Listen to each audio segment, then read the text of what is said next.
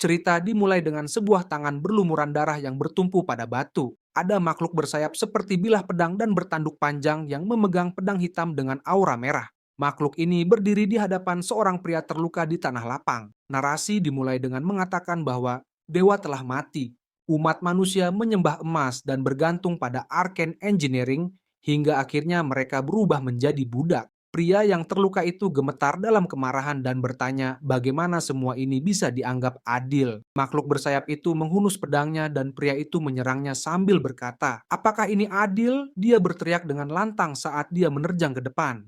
Sebuah ledakan besar yang meliputi seluruh kota terjadi dan pria itu terpental jauh. Ini adalah game fantasi modern bertema kiamat terbaik dan game ini bernama Arcane Soul. Seorang player mengeluh bahwa game ini adalah pay to win. Pemain itu adalah Kim Jo-eun-so, seorang mahasiswa berusia 22 tahun yang juga merupakan tokoh utama di cerita ini. Dia mengeluh bahwa ini tidak adil.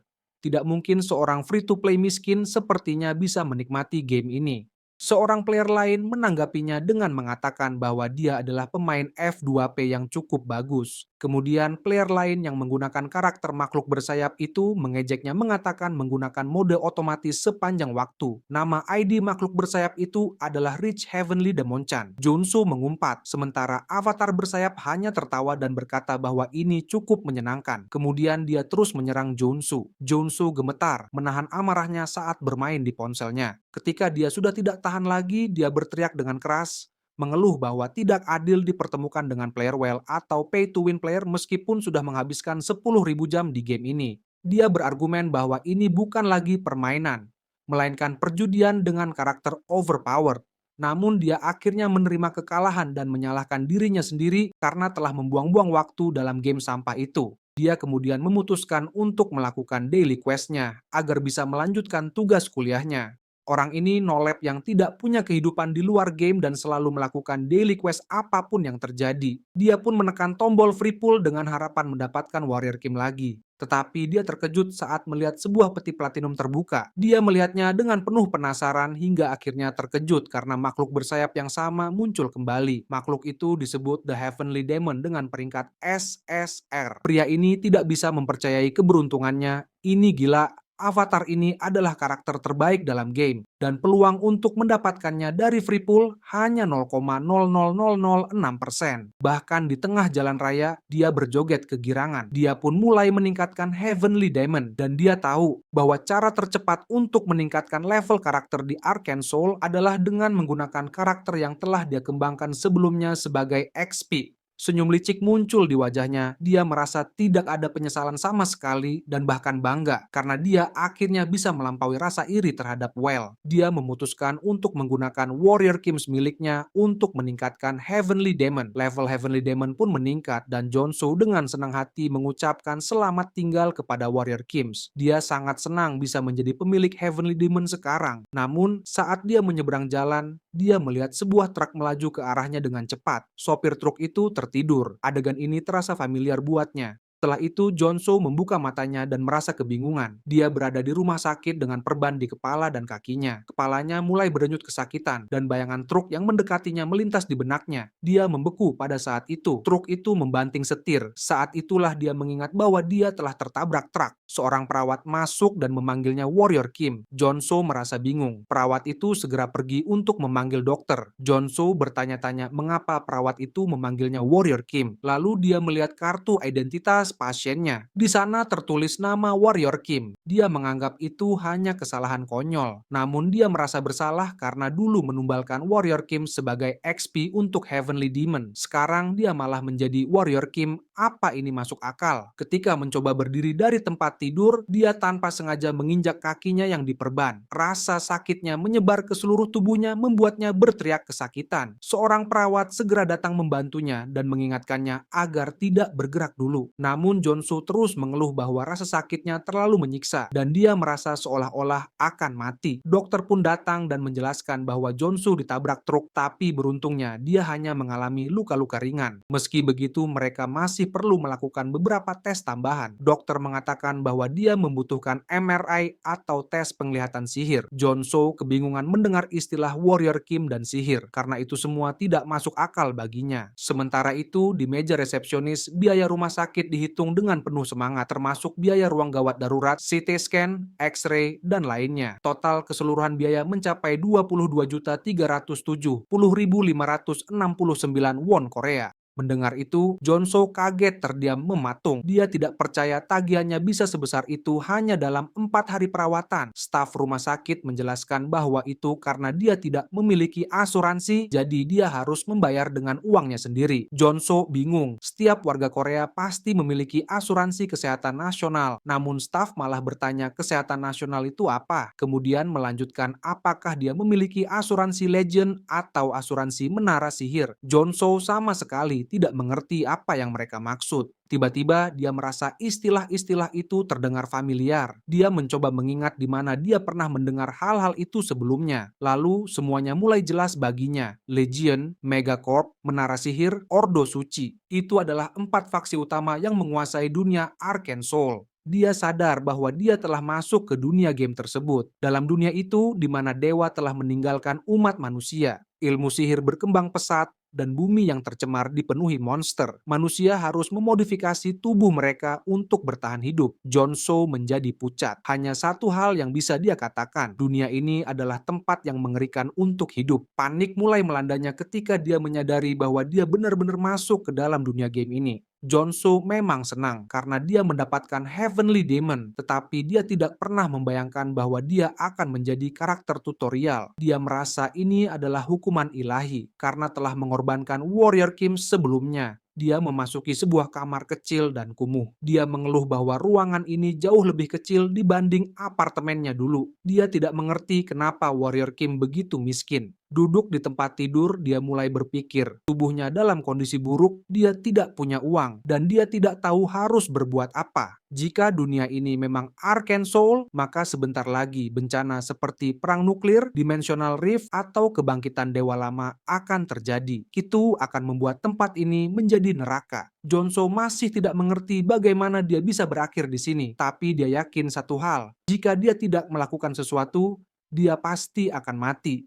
Lalu dia mendapat ide. Dia mengambil sebuah pena, merencanakan sesuatu yang mencurigakan. Dia mengangkat pena itu di atas jarinya, bersiap untuk menusukkannya. Dia ingin memastikan sesuatu sebelum terlambat. Dengan tekad, dia mengarahkan pena itu ke tangannya. Dia menjerit kesakitan, tetapi dia senang dengan hasilnya. Seperti yang dia harapkan, luka di tangannya mulai sembuh sendiri. Sebuah status window muncul, mengonfirmasi bahwa dia telah memperoleh Trade Wound Recovery. Inilah alasan mengapa dia dulu selalu mengembangkan banyak Warrior Kims. Warrior Kim adalah satu-satunya karakter tutorial yang tidak memiliki trait bawaan. Namun, pemain dapat membuka trait dan menggantinya sesuka hati, sehingga mereka bisa menciptakan Warrior Kims dengan lebih banyak kebebasan dibandingkan karakter lain. Bagi seseorang seperti John So yang mengandalkan strategi, Warrior Kim sebenarnya lebih unggul dibandingkan karakter dengan tingkat kelangkaan lebih tinggi. Sekarang setelah Junwoo menjadi Warrior Kim, dia bisa mendapatkan trait apapun selama dia mau berusaha. Dia mengaktifkan Wound Recovery dan dalam waktu singkat luka di kepalanya serta kakinya yang patah mulai sembuh. Arcane Soul adalah dunia kau akan mati jika miskin dan tidak memiliki kekuatan atau jika kehabisan keberuntungan. Tapi John So menolak menerima nasib seperti itu. Dia bertekad untuk bertahan hidup. Dia memiliki pengetahuan dari 10.000 jam bermain Arcane Soul sebagai pemain free-to-play. Perlahan, dia mulai naik peringkat hingga mencapai rank 9. John So mulai memikirkan cara untuk memanfaatkan tubuh Warrior Kim di dunia ini dengan senyuman di wajahnya. Dia pergi ke kantor personel pemain, di mana seorang pria berjanggut dengan rokok di mulutnya tengah melihat sebuah dokumen. Pria itu bertanya, apakah ini pertama kalinya John So datang ke kantor tersebut sebagai Warrior Kim? John So mengangguk dan mengatakan bahwa dia tertarik untuk bergabung dengan bisnis pemurnian mana. Di dunia penuh gacha seperti ini, uang adalah segalanya. Dengan tubuh ini, hanya itu satu-satunya hal yang bisa dia lakukan untuk mendapatkan banyak uang. Pria itu meletakkan kakinya di atas meja dan bertanya, apakah Jonso benar-benar memahami apa yang diperlukan untuk menyelesaikan dungeon itu. Dia adalah Choi Senso, direktur personel pemain. Jonso menjawab bahwa dia sudah tahu, tetapi Senso tidak mempercayainya karena tidak ada pengalaman di resumnya. Jonso sebenarnya tahu bagaimana cara bekerja di game ampas ini. Kontaminasi mana adalah alasan utama monster mengambil alih Arcane Soul. Pembersihan dungeon berarti membersihkan sampah yang memancarkan mana terkontaminasi dalam jumlah besar. Jika terlalu lama terpapar, seseorang bisa mati atau mengalami mutasi yang membuat pekerjaan ini sangat berbahaya. Senso setuju untuk menugaskan Jonso ke sebuah tim begitu mereka memiliki cukup anggota. Jonso berterima kasih kepadanya, tetapi Senso bertanya lagi apakah dia yakin dengan keputusan itu. Dia mengatakan bahwa banyak orang seperti Jonso yang memasuki pekerjaan ini demi uang, tetapi akhirnya kembali dengan jiwa yang benar-benar kosong. Jonso menyeringai dan berkata kepadanya untuk tidak khawatir. Kemudian, dia menambahkan bahwa dia akan menjadi lebih baik dari Senso sendiri. Senso terkejut. Jonso berjalan keluar dari kantor dengan senyuman licik karena dia berpikir bahwa bekerja keras sebagai pemain gratis adalah keahliannya di dunia Arcane Soul, di mana dia terdaftar sebagai Warrior Kim dan memiliki catatan waktu bermain 10.000 jam. Kemudian, kita melihat pemimpin pekerja bernama Deer, seorang pria dengan tanduk rusa yang menyambut pendatang baru yang bergabung dengan tim. Jonso menjawab bahwa dia hanya datang ke sana karena dia ditugaskan ke tim itu. Deer lalu meraih kerahnya dan bertanya apakah tempat itu terlihat seperti taman bermain baginya. Deer memperingatkan bahwa jika Jonso menunjukkan tanda-tanda mutasi, dia akan membunuhnya tanpa ragu. Jonso hanya mengangguk, berjanji untuk mengingatnya. Ini persis seperti di game, di mana newbie selalu ditakut-takuti oleh karakter senior. Jonso merasa aneh melihat Deer di sini sebagai karakter R-rank. Dia menyadari bahwa ini adalah bentuk Deer sebelum Awakening. Seorang pria bergegas masuk dan berkata bahwa mereka kekurangan tenaga, jadi tidak perlu memperlakukan Jonso seperti itu. Orang ini adalah Hedgehog, seorang veteran dengan 5 tahun pengalaman dalam pembersihan dungeon. Deer berkata bahwa satu-satunya cara Jonso bisa membantunya adalah jika dia berguna, tapi dia sudah menilai Jonso sebagai beban. Deer menginformasikan kepada tim bahwa mereka hanya punya 4 hari untuk membersihkan lokasi yang terkontaminasi. Jadi mereka harus bergerak cepat. Jonso merasa kesal dengan sikap Deer. Jonso menyadari bahwa Deer jauh lebih kasar dibandingkan dalam game. Hedgehog menenangkannya, mengatakan bahwa meskipun Deer tampak keras, dia sebenarnya pria baik. Jonso hanya mengangguk. Mereka mendekati pintu besar yang kotor. Beberapa pembersih mengeluh tentang bau busuk yang menyengat. Salah satu dari mereka mengatakan bahwa dia tidak akan pernah bisa terbiasa dengan bau itu. Deer mengumumkan bahwa dia akan membuka pintu. Jadi semua orang harus bersiap. Dia menempelkan kartu identitasnya di pintu, membukanya, dan memerintahkan semua orang untuk mengambil posisi. Begitu pintu terbuka, mereka melihat monster bernama Contaminated Slime tersebar di dalam ruangan. Deer memerintahkan mereka bersiap. Pembersihan dungeon berarti menangani mana terkontaminasi dan monster yang muncul. Contaminated slime tampaknya lemah, tetapi sulit dibunuh. Salah satu pembersih menghancurkan slime dengan sekop, tetapi slime itu malah menggandakan dirinya. Para pembersih mulai panik jika mereka tidak bisa menyelesaikan ini dengan cepat, mereka semua akan terpapar. Mana terkontaminasi. Jonso berlari ke arah mereka. Beberapa pembersih sedang terdesak oleh contaminated slime dan menyuruh Jonso untuk mundur, tapi Jonso malah melompat ke arah mereka, bersiap untuk menusuk slime itu. Seorang pria terkejut melihat keberaniannya. Jonso berkata bahwa dia tidak akan mengambil tanggung jawab jika terjadi sesuatu. Dengan satu tebasan, dia berhasil mengenai slime, tetapi tanpa sengaja juga mengenai selangkangan pria itu, namun sekopnya juga berhasil menusuk batu emas yang ternyata adalah inti dari slime. Monster itu pun menghilang. Jonso tersenyum puas. Ini adalah pemanasan yang sempurna. Namun pria yang dia selamatkan pingsan bukan karena slime, tapi karena nyaris kehilangan kehormatan sebagai seorang pria. Jonso langsung bergerak. Dalam satu gerakan cepat, dia berhasil menembus dan menyerang beberapa slime, menghancurkan semua intinya. Dia terus bergerak maju dengan akurasi yang sempurna. Deer dan yang lainnya tidak percaya bahwa Jonso bisa membunuh semua slime hanya dalam satu serangan. Mereka bertanya bagaimana itu mungkin, tetapi hanya Jonso yang tahu rahasianya. 2 hari sebelumnya, dia merangkak di tanah mencari sesuatu. Meskipun banyak orang yang menatapnya aneh, ternyata yang dia cari adalah koin 500 dan karena itu sebuah jendela sistem muncul memberitahu bahwa dia telah memperoleh Trade Treasure Hunt. Jonso sangat senang karena ini adalah trade paling penting untuk Warrior Kim. Dia merayakannya dengan keras, membuat orang-orang di sekitarnya terkejut dan menjauh. Sebelum memulai pembersihan monster, Jonso telah mempelajari beberapa aturan penting dan mendapatkan beberapa trade yang diperlukan. Pernah ada saat dia hampir muntah karena dia melakukannya di tempat sampah, dia malah mendapatkan trade Contamination Resistance. Trade Contamination Resistance adalah yang paling sulit dia dapatkan.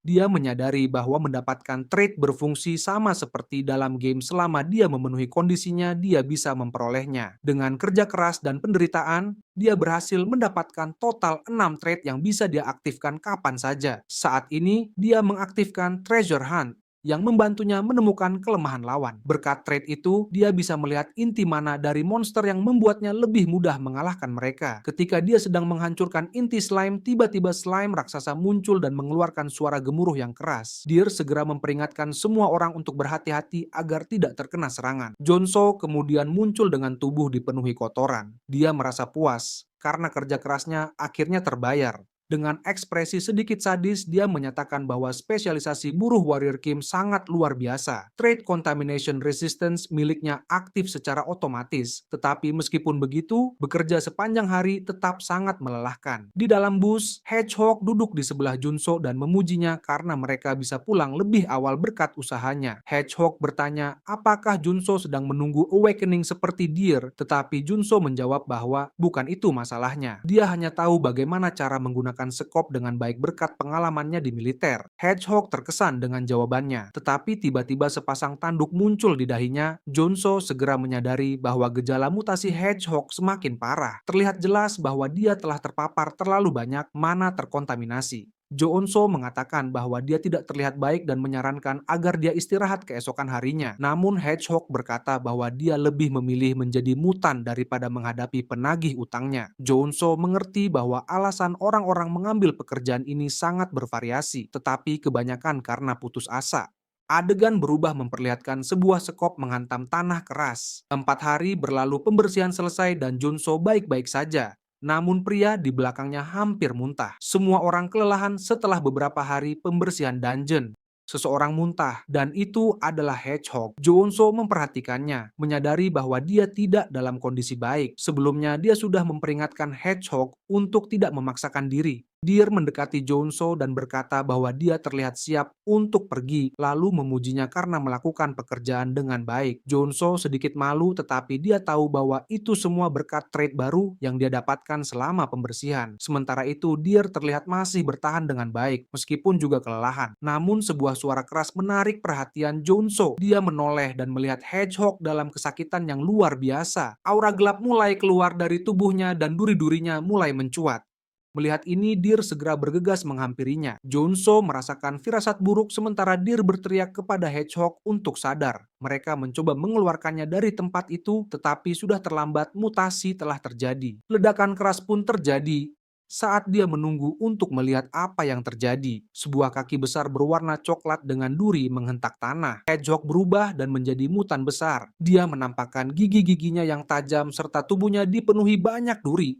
Dia tampak seperti telah kehilangan seluruh kewarasannya. Jika mereka tidak mengalahkannya, tim tidak akan bisa keluar. Jonso memeriksa daftar trade-nya, tetapi karena semua trade barunya dikhususkan untuk pembersihan monster, tidak ada yang bisa membantunya. Dalam benaknya dia sadar bahwa mereka dalam masalah besar. Hedgehog meninju Jonso dengan pukulan yang sangat kuat hingga membantingnya ke tanah. Jonso memuntahkan darah, menyadari betapa besar perbedaan kekuatan di antara mereka. Jika terus begini, dia akan mati dalam waktu dekat. Namun tiba-tiba sebuah jendela sistem muncul, memberitahunya bahwa dia telah memperoleh trait baru bernama Endurance. Mengingat trait yang sudah dia miliki, Jonso sadar bahwa ini bisa menjadi keuntungannya. Jonso menolak untuk menyerah. Dia segera memeriksa trait yang dia miliki sambil mencari cara untuk mengalahkan Hedgehog. Dia menghapus beberapa trait lama dan memilih yang lebih cocok untuk situasi ini. Trait Strength akan memperkuat serangannya, Mana Heart membantunya mengontrol mana. Endurance mengurangi semua kerusakan yang dia terima. Mana Absorption memungkinkannya menyerap mana. Dan Deep Respiration meningkatkan regenerasi mananya. Potongan terakhir dari rencana ini adalah Corruption Resistance Endurance yang melindunginya dari mutasi. Dengan semua trait ini, Jonsu akhirnya siap bertarung. Saat itu Hedgehog berlari ke arahnya. Jonsu berdiri diam menunggu serangan. Dia langsung mengaktifkan trait Strength yang meningkatkan kekuatannya lebih dari 10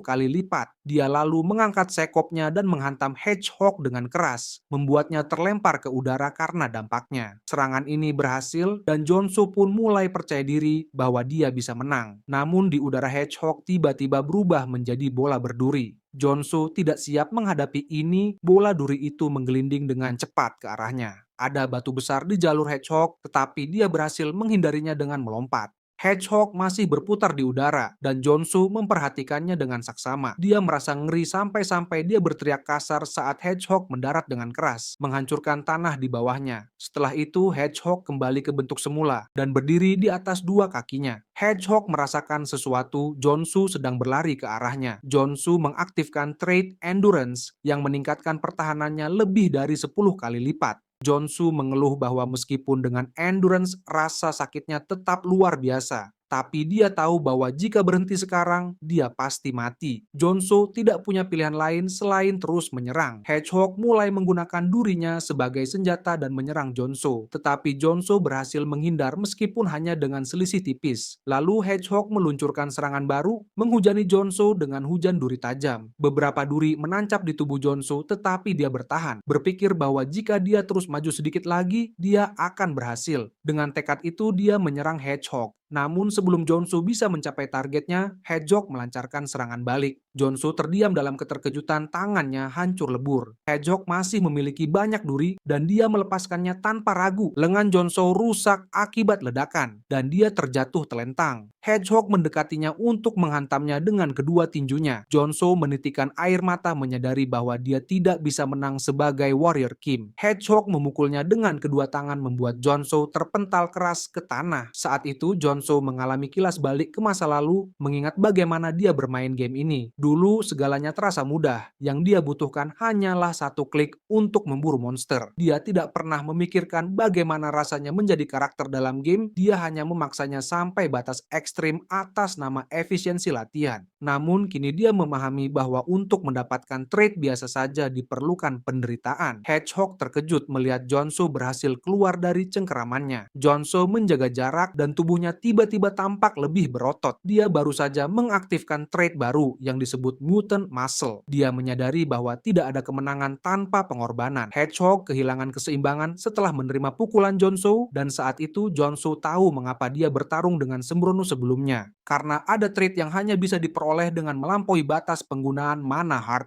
Jonsu mengaktifkan trait kekuatan untuk mendapatkan Mutant Muscle. Dia menahan semua rasa sakit demi mencapai momen yang dia tunggu-tunggu. Saat Hedgehog memukulnya, Jonsu dengan mudah menangkis serangan itu. Dia balas memukulnya sambil menantang Hedgehog untuk menyerangnya lagi. Hedgehog menutupi tinjunya dengan duri dan menancapkannya ke tubuh Jonsu, menekannya ke tanah. Jonsu terkejut mengetahui bahwa Hedgehog masih belum menggunakan kekuatan penuhnya, sementara ususnya sendiri hampir keluar dari perutnya. Namun Hedgehog menyadari sesuatu, Jonsu berdiri kembali dengan senyuman. Dia baru saja memperoleh trait baru bernama Mutant Body. Jonsu menyeringai dan berterima kasih kepada Hedgehog karena telah membantunya menjadi lebih kuat. Hedgehog berlari ke arahnya, dan Jonsu menyambut serangan itu secara langsung. Mereka saling berpegangan tangan dan saling mendorong dengan kekuatan penuh. Kini mereka berada di level yang sama. Deer yang akhirnya sadar kembali mencoba memahami apa yang terjadi. Dia tidak menyangka akan melihat Jonsu bertarung seimbang melawan Hedgehog. Itu bukanlah sesuatu yang masuk akal. Bagaimana mungkin Jonsu seorang manusia bisa bertarung setara dengan mutan? Mereka saling mendorong hingga akhirnya terjatuh bersama ke tanah. Jonsu menyadari bahwa situasi ini lebih sulit dari yang dia duga meskipun tubuhnya kini sebesar Hedgehog. Jika dibiarkan terus berkembang, dia akan berada dalam posisi tidak menguntungkan. Hedgehog berteriak marah dan Jonsu memutuskan untuk melakukan tindakan nekat. Hedgehog berubah menjadi bola berduri dan mulai berputar ke arahnya. Jonsu tidak punya pilihan lain, dia mengaktifkan trait Contamination Resistance yang memberikan ketahanan terhadap mana yang terkontaminasi. Jonsu memutuskan untuk percaya pada dirinya sendiri dan menghapus trait lama. Deer terkejut melihat keputusan itu. Jonsu mengalami transformasi drastis, tubuhnya menjadi besar dengan gigi yang tajam.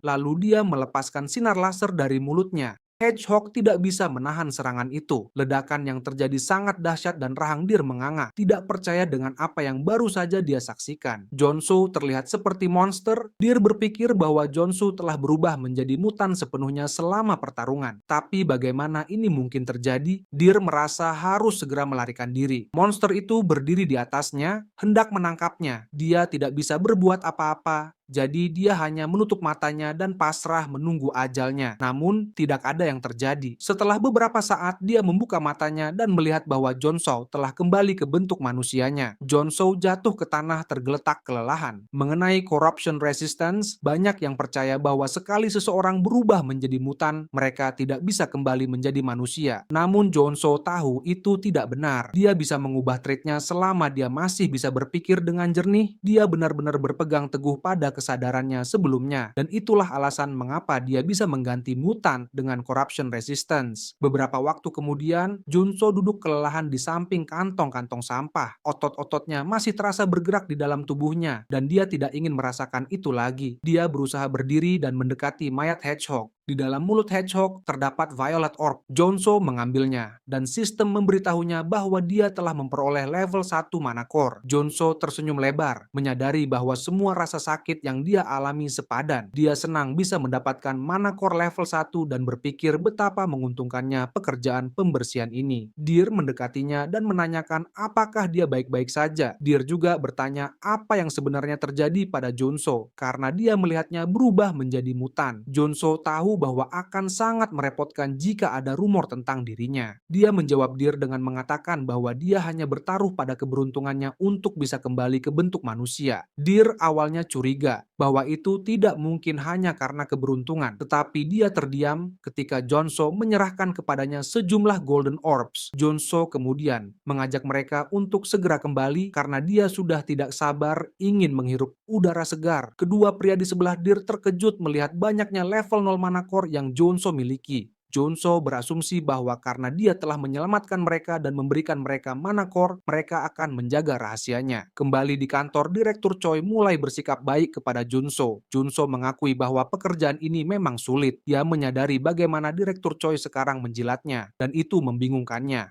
Direktur Choi mengatakan bahwa seharusnya dia memberitahu sejak awal bahwa Jonso adalah seorang superhuman. Jika mereka tahu lebih awal, mereka pasti sudah memberikannya pekerjaan yang lebih baik daripada sekadar pembersihan mutan. Hal itu membuat Jonso mengerti alasan dibalik perubahan sikap Choi. Dalam Arcane Soul, seorang superhuman akan terbangun dengan kemampuan yang memungkinkan mereka memperoleh mana yang kuat. Di dunia seperti ini, di mana kekuatan berarti kekuasaan dan otoritas, para superhuman diperlakukan seperti kaum bangsawan. Wajar jika Direktur Choi berpikir seperti itu, karena hanya seorang superhuman yang dapat mengalahkan mutan. Namun kenyataannya Jonso bisa menang karena trait-nya. Jonso pun memutuskan untuk membiarkan Direktur Choi tetap berpikir bahwa dirinya superhuman. Direktur Choi tersadar bahwa dia seharusnya membayar Jonso untuk pekerjaannya dalam pembersihan. Direktur mengeluarkan uang dari kantongnya. Dia menjelaskan bahwa Jonso telah membersihkan 5 wilayah, dan biasanya Direktur Choi akan mengambil 20% dari total pendapatan sebesar 50 juta won. Dengan perhitungan biasa, Jonso seharusnya hanya menerima 5 juta won setelah pembagian di antara anggota tim. Namun kali ini Direktur Choi memutuskan untuk memberikan perlakuan berbeda. Dia hanya akan mengambil 5% dari bagian Junso dan memberinya bonus tambahan. Junso terkejut saat menerima total 12 juta won. Dengan senyum lebar berkata bahwa dia menantikan untuk bekerja sama dengan Direktur Choi di masa depan. Ia mulai mempertimbangkan bagaimana cara menghabiskannya. Saat itu, seorang pria botak mendekatinya dan berkomentar bahwa Jonso terlihat sedang dalam suasana hati yang baik. Pria itu berasumsi bahwa Jonso pasti baru saja menerima bayaran yang besar. Dia adalah salah satu orang yang pernah bekerja sama dengan Jonso sebelumnya. Insting Jonso langsung membuatnya menyembunyikan uang di belakang punggungnya. Pria itu lalu memberitahu Jonso bahwa ia ingin meminta sebuah bantuan. Ia berkata bahwa istrinya sedang sakit dan ia ingin ingin meminjam uang. Jonso tahu bahwa itu bukan ide yang baik untuk membantu orang lain, terutama ketika ia bahkan tidak mengenal mereka di dunia ini. Ia selalu berhati-hati karena siapapun bisa menusuknya dari belakang. Bahkan untuk menghidupi dirinya sendiri saja sudah sulit. Namun melihat pria itu membungkuk memohon di hadapannya, Jonso merasa tidak nyaman dan menyuruhnya untuk tidak melakukan itu, terutama karena pria itu lebih tua darinya. Kemudian Jonso meletakkan Golden Orb di tangan pria tersebut. Ia merasa terlalu bersalah jika harus mengabaikan pria itu. Saat malam tiba, pria yang sebelumnya memohon bantuan tiba-tiba berubah kepribadian. Ia tertawa jahat dan berkomentar sesuatu dengan nada sinis. Jonso benar-benar bodoh. Pria itu hanya berpura-pura menjadi orang tua miskin dan Jonso langsung memberikannya Golden Orb. Deer bertanya-tanya, apakah Jonso benar-benar baru dalam hal semacam ini? Pria itu tertawa dan berkata bahwa Jonso pasti akan memberikan lebih banyak lagi jika dia mengatakan bahwa anaknya juga sakit. Tak lama kemudian, pria itu bertanya kepada Deer apakah dia punya ide. Deer menyeringai menyimpulkan bahwa Jonso pasti memiliki semacam kemampuan aneh. Deer lalu mengusulkan karena mereka tahu rahasia si idiot ini, mereka harus memberinya pelajaran. Deer menghancurkan mana core di tangannya dan menegaskan bahwa dia ingin mengajari Jonso betapa menakutkannya dunia ini. Sementara itu, Jonso sedang menikmati pijatan mewah di sebuah gedung tinggi. Dia tidak bisa menahan diri untuk mengakui bahwa memiliki uang adalah hal yang luar biasa. Dia tidak pernah menyangka akan mengalami hari seperti ini. Jonso merasa seolah dunia dalam game lebih baik daripada kenyataan. Saat dipijat, tangannya ditekan terlalu keras, dan dia mengerang kesakitan. Dia telah menghabiskan 3 hari penuh beristirahat di hotel, tetapi tubuhnya masih terasa sakit. Saat itu, dia memutuskan untuk lebih berhati-hati dalam menggunakan trait mutan. Mengubah trait mungkin tidak sebebas yang dia kira. Tubuhnya berubah sesuai dengan trait yang dipilihnya, dan semakin parah efek sampingnya, semakin besar perubahan yang terjadi. Masalahnya sekarang adalah, bisakah Jonso bertahan hidup jika dia mulai membatasi penggunaan traitnya?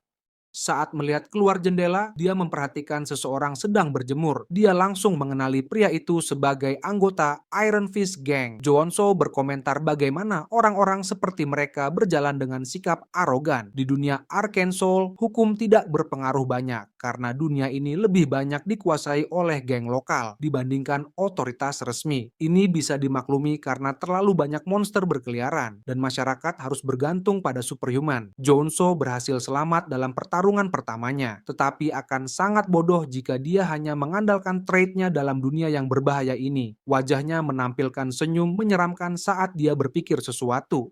Semuanya tergantung pada item kan? Kemudian Junso pergi mengunjungi Soul Mist Store. Dia datang ke sana untuk menjual beberapa barang, lalu memberitahu gadis di meja kasir bahwa dia memiliki beberapa hasil sampingan dari monster. Gadis itu melihatnya dari atas ke bawah dan segera memperingatkannya bahwa mereka tidak membeli barang yang tidak memiliki mana. Joanso menjawab bahwa dia sudah tahu aturan itu. Dia lalu mulai menggeledah tasnya dan mengeluarkan bola yang ingin dia jual. Gadis di meja kasir terkejut melihat betapa besar dan mengkilapnya bola Jonso. Dia bahkan meneteskan air liur saat melihatnya karena itu adalah mana core level 2. Jonso merasa puas melihat betapa terkejutnya wanita itu. Semua kerja kerasnya menggiling di kamar hotel akhirnya terbayar. Ia telah menggabungkan semua yang ia miliki dan beruntungnya hasilnya adalah mana core level 2. Harganya bervariasi tergantung levelnya. Jadi menjualnya dengan harga tertinggi adalah pilihan terbaik. Wanita itu membayarnya 4,77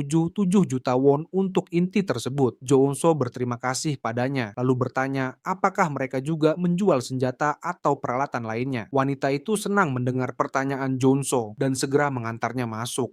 Jonso berjalan melewati meja kasir dan terkesan dengan apa yang dilihatnya. Ruangan itu penuh dengan barang-barang dasar yang sering ia gunakan dalam game. Wanita itu menyuruhnya untuk mengambil waktu dan memilih dengan hati-hati. Jonso terlalu bersemangat untuk melengkapi dirinya dengan perlengkapan baru. Setelah beberapa saat, ia terlihat membawa beberapa senjata besar. Saat berjalan di jalan, ia berpikir bahwa sekarang, dengan semua senjata ini, akhirnya terasa seperti benar-benar bermain Arcane Soul. Namun, seseorang tiba-tiba memanggilnya. Seorang wanita bertanya apakah dia seorang tentara bayaran karena ia membutuhkan bantuan. Jonso menjawab bahwa ia bukan tentara bayaran, jadi wanita itu bisa mencari orang lain. Wanita itu lalu mengeluarkan setumpuk uang tunai dan menjelaskan bahwa dia berada di kota kota untuk perjalanan bisnis, tetapi dia takut pada Iron Fist Gang. Dia meminta Junso untuk melindunginya sampai dia sampai di penginapannya. 500.000 won untuk menjadi pengawal membuat Junso merasa seperti menerima daily quest dalam game. Dia berpikir untuk mencobanya karena dia sudah lengkap dengan persenjataan. Akhirnya, ia berkata bahwa ia tidak bisa mengabaikan wanita yang sedang dalam bahaya. Maka mereka pun pergi bersama. Mereka melewati gang sepi.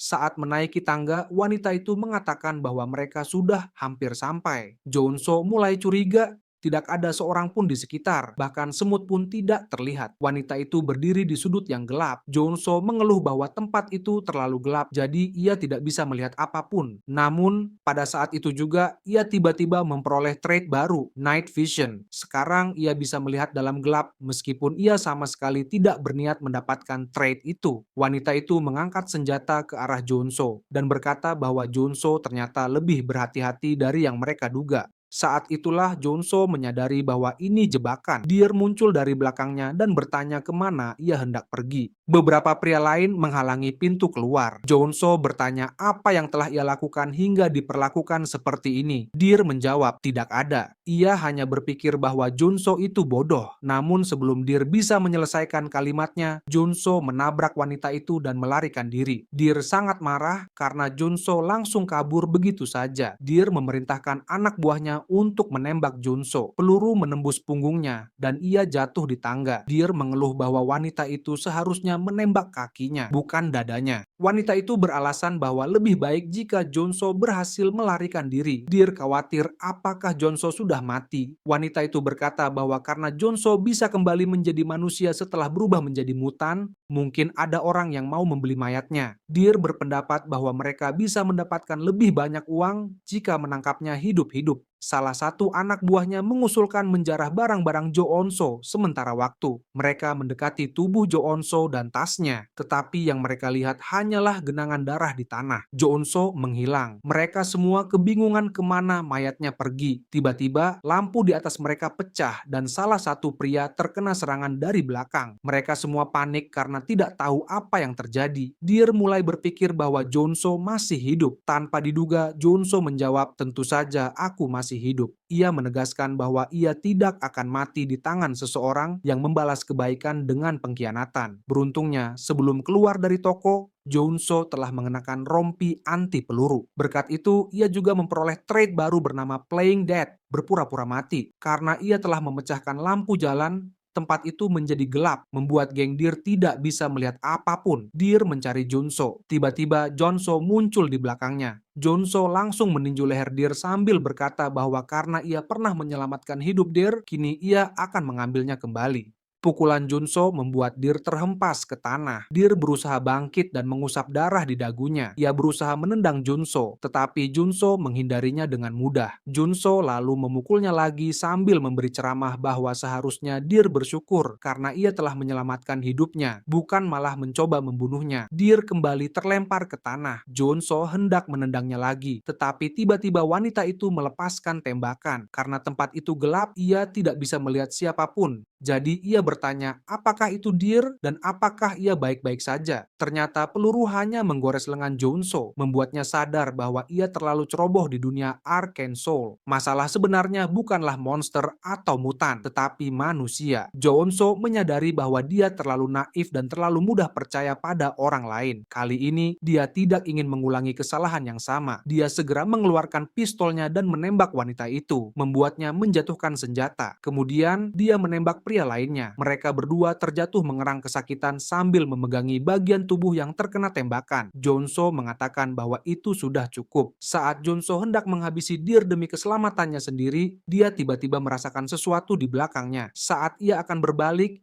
Deer menendangnya dengan keras. Kaki Deer berubah, dia telah bangkit sebagai seorang superhuman level 1.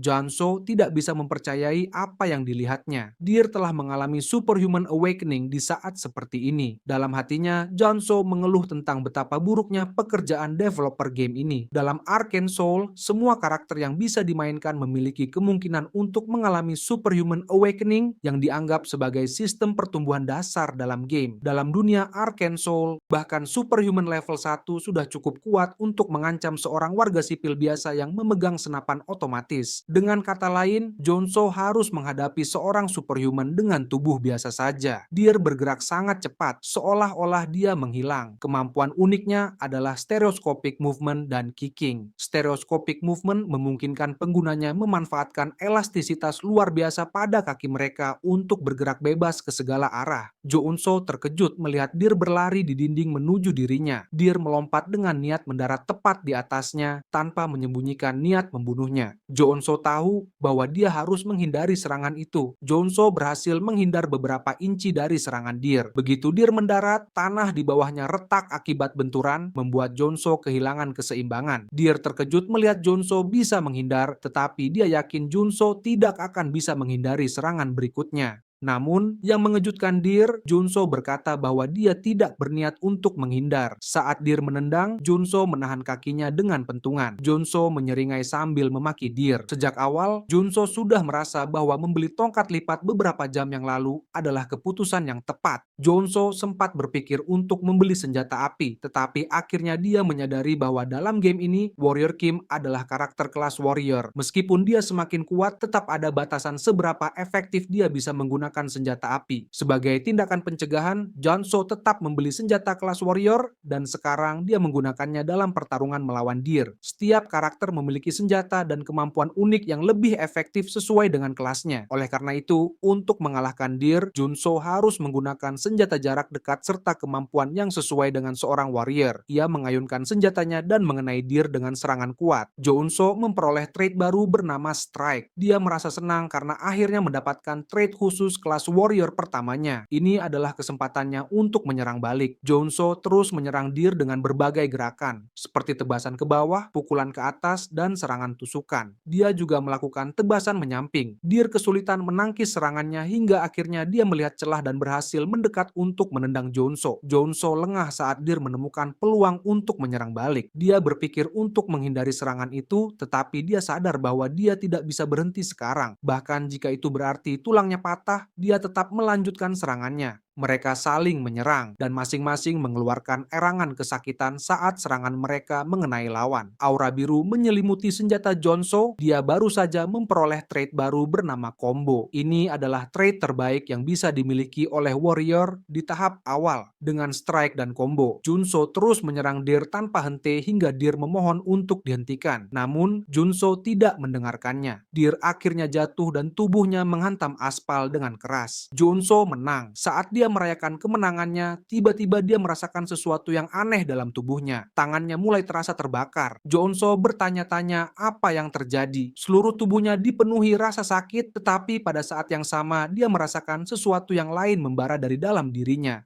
Rasa sakit itu semakin kuat hingga akhirnya ledakan cahaya emas terjadi. Tubuhnya kini diselimuti aura emas yang bersinar terang. Hari itu adalah hari di mana dia mengetahui kebenaran kejam tentang dunia Arcane Soul, tetapi juga hari di mana dia mengalami kebangkitan sebagai superhuman level 1.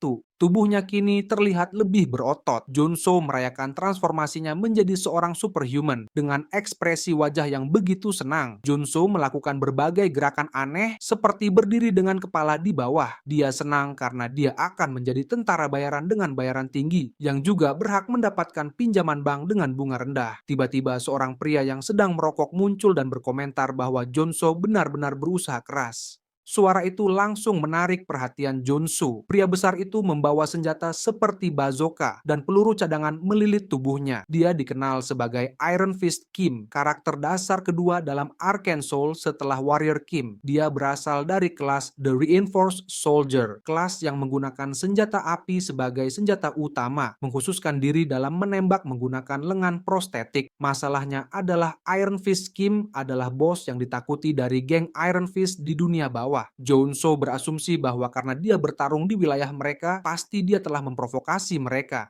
Iron Fist Kim mendekatinya dan bertanya apakah dia tahu di mana dia berada sebelum membuat kekacauan. Junso menjadi pucat dan menjelaskan bahwa dia diserang secara tiba-tiba dan tidak bisa membiarkan dirinya mati. Iron Fist Kim memegang pistol di tangannya sambil bertanya kepada Junso apakah dia berpikir bahwa orang-orang itu lebih menakutkan daripada geng Iron Fist. Dalam hati, Junso merasa waspada saat melihat pistol itu. Jika dia bertarung dalam kondisinya saat ini, dia tahu bahwa dia akan mati sia-sia.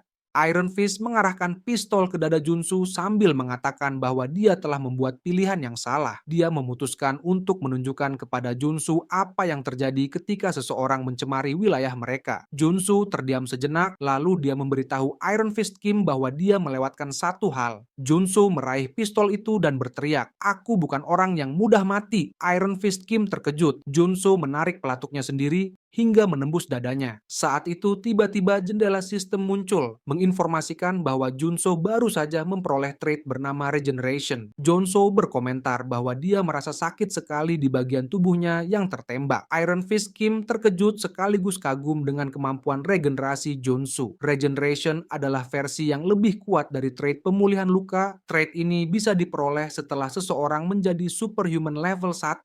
Di dalam hati, Junso berpikir, semuanya akan berubah setelah mereka mulai meremehkanku. Junso melanjutkan trik gertakannya. Dia membual kepada geng Iron Fist bahwa dia tidak bertahan hidup hanya karena keberuntungan. Dia juga menambahkan bahwa dia tidak peduli siapa mereka, tetapi jika mereka macam-macam dengannya, seorang warrior Kim, mereka harus bersiap menerima akibatnya. Iron Fist Kim mencatat nama Junsu dalam pikirannya dan mengungkapkan bahwa dia menyukai keberanian Junsu. Akhirnya dia memutuskan untuk membiarkan Junsu pergi kali ini, tetapi tidak tanpa peringatan. Junsu kini berutang padanya. Iron Fist Kim menepuk pundak Junsu lalu berbisik di telinganya, "Aku harap kau tahu apa artinya ini." Junsu hanya mengangguk sambil bertanya-tanya apakah dia berhasil membujuknya. Iron Fist Kim mengulurkan tangannya, menantikan pertemuan berikutnya bahwa mereka akan bekerja sama dalam sebuah misi di lain waktu. Junso tahu bahwa Iron Fist Kim bukan tipe orang yang akan mengkhianatinya, jadi dia berpikir tidak ada salahnya membangun koneksi dengannya. Junso menyetujui tawaran itu,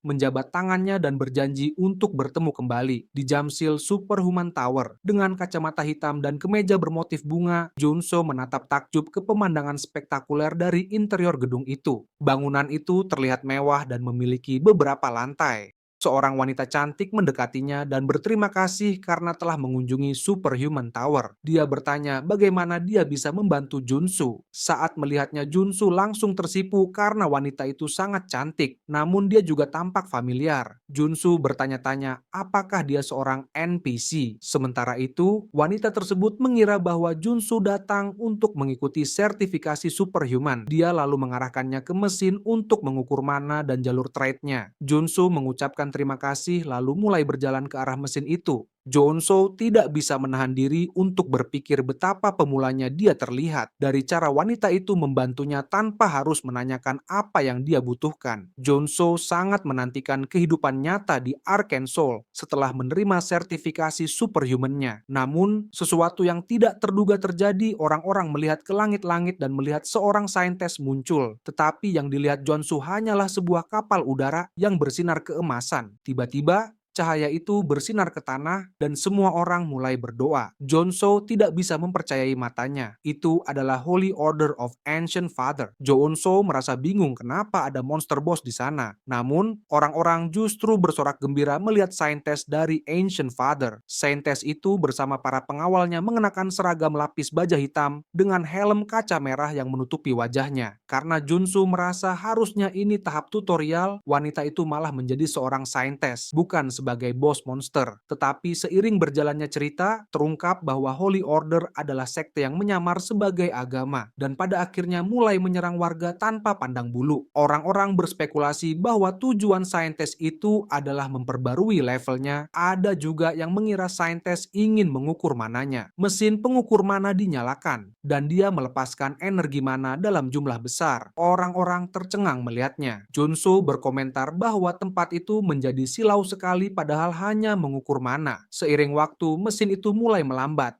dan mana emas perlahan menghilang. Semua orang menunggu dengan tegang. Warga tampak gelisah. Akhirnya hasilnya keluar, saintis itu berasal dari kelas Pris, memiliki level 8 dengan 6 lapisan sirkuit mana. Kerumunan tidak bisa mempercayainya. Mereka sangat terkesan dan mulai bersorak untuknya. Namun Jonso di dalam kepalanya menjadi pucat. Dia tahu ini bukan sesuatu yang patut dirayakan.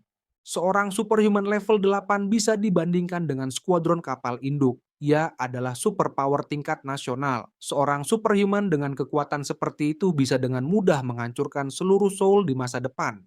Jonso sadar bahwa meskipun dia mengatakannya sekarang, warga hanya akan menganggapnya gila dan melemparinya dengan batu. Jadi dia memutuskan untuk diam dan melanjutkan proses pengukuran mananya. Jonso tahu bahwa jika seorang pemula seperti dirinya memiliki 6 trait, itu akan menarik terlalu banyak perhatian. Oleh karena itu, dia menurunkannya menjadi 3. Tiba-tiba Junsu menarik perhatian sang saintes. Salah satu pengawal saintes bertanya, "Ada apa?" Saintes itu menjawab bahwa ada seseorang yang tidak biasa di sini. Dia lalu mendekati Junsu dari belakang dan memberitahunya bahwa dia memiliki kemampuan yang menarik. Junsu terkejut lalu perlahan menyadari apa yang dia maksudkan. Dia mulai bertanya-tanya apakah saintes itu benar-benar bisa merasakan bahwa dia telah mengubah traitnya. Hal itu membuatnya gugup.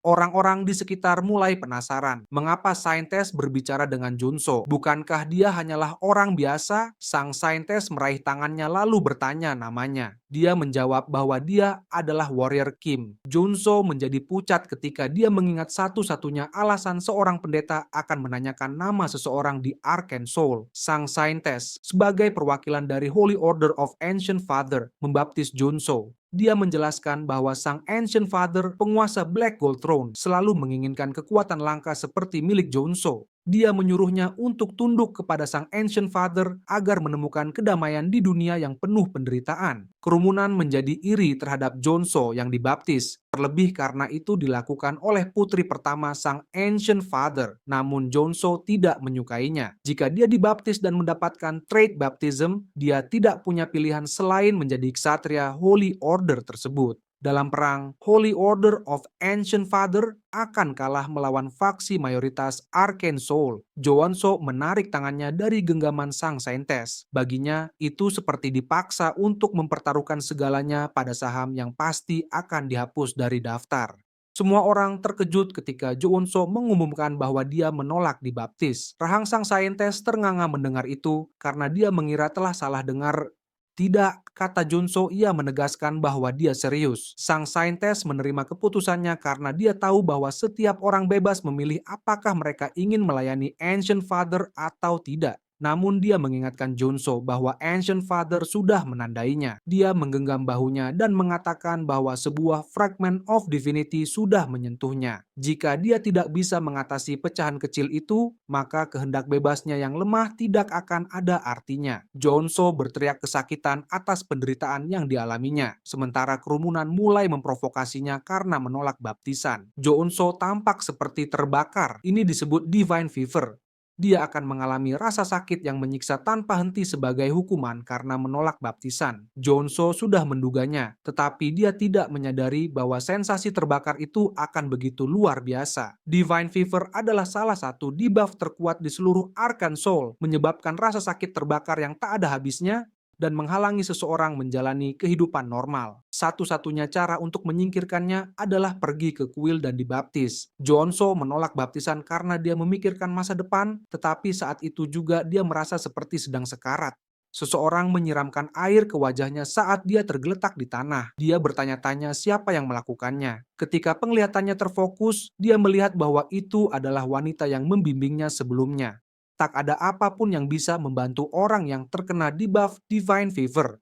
Jonso merasa berterima kasih kepada wanita itu. Dengan tekad, dia memaksakan diri untuk bangkit dan bertahan sedikit lebih lama. Akhirnya, dia memperoleh trait yang disebut Divine Resistance. Jonso tidak hanya menolak baptisan tetapi juga menentangnya secara nekat. Debuff Divine Fever semakin kuat tergantung pada total jumlah mana targetnya. Karena Jonso masih level 1 sebagai superhuman, efek debuff lebih lemah dibandingkan yang lain. Jadi ada beberapa solusi.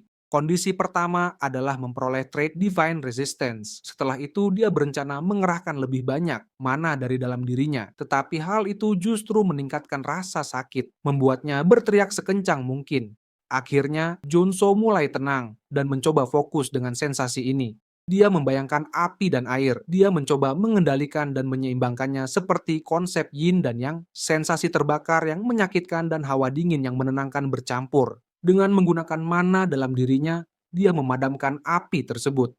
Cahaya biru terang muncul, membuat semua orang di sekitarnya menutup mata. Jonso memperoleh trait baru, yaitu Mana Shield. Api emas yang sebelumnya menyelimuti tubuhnya kini menghilang dan berubah menjadi aura yang dingin namun kelam. Dia tersenyum, menyadari bahwa dia berhasil. Ini adalah trait tingkat 1 yang wajib dimiliki oleh seorang defensive warrior. Jonso kini berdiri kembali. Wanita itu mendekatinya dan bertanya apakah dia baik-baik saja. Jonso menjawab bahwa dia merasa lebih baik berkat bantuannya. Kerumunan tak percaya bahwa dia bisa mengatasi Divine Fever. Mereka mengira dia menggunakan semacam cheat skill. Namun, Jonso sebenarnya belum sepenuhnya mengatasinya.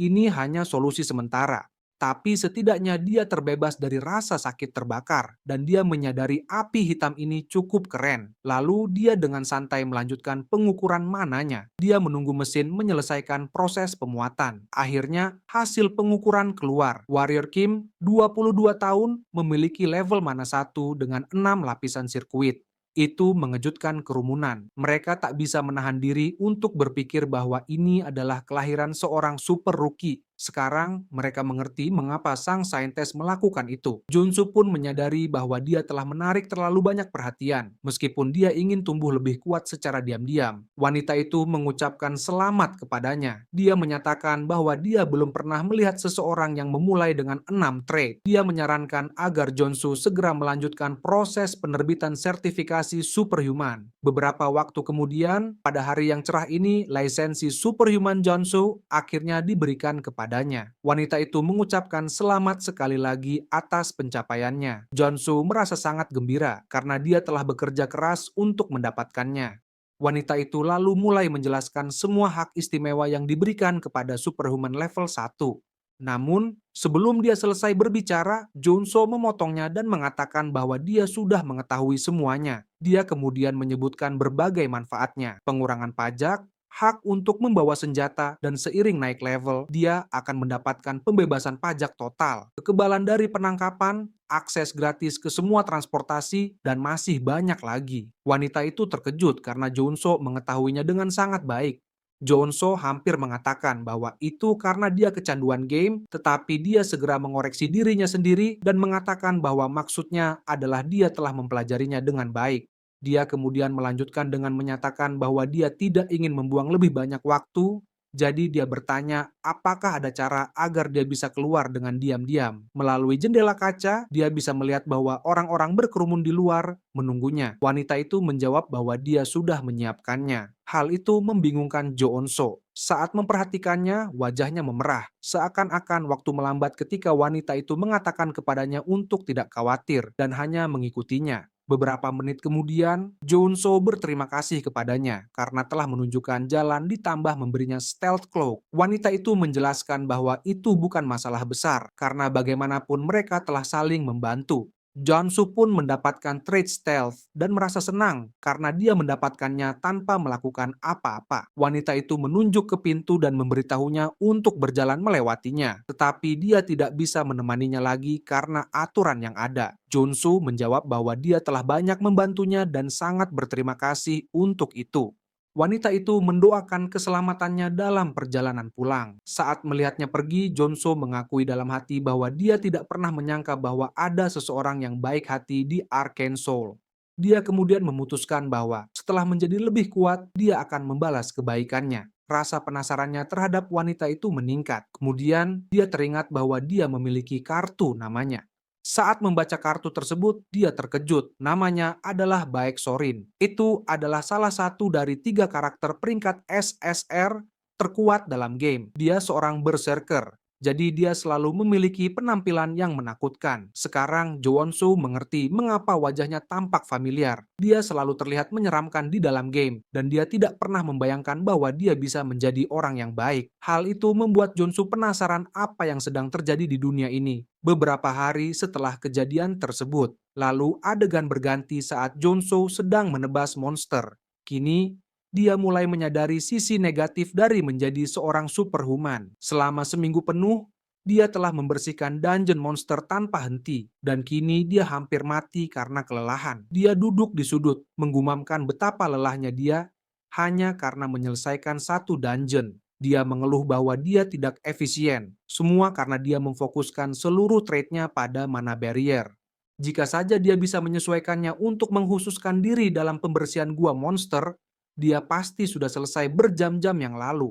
Namun dia tidak bisa menggunakan trait lain karena debuff sialan itu. Dia membutuhkan ramuan langka bernama Nektar untuk menghilangkan Divine Fever, tetapi ramuan itu sangat mahal, sehingga pekerjaan pembersihan saja tidak cukup.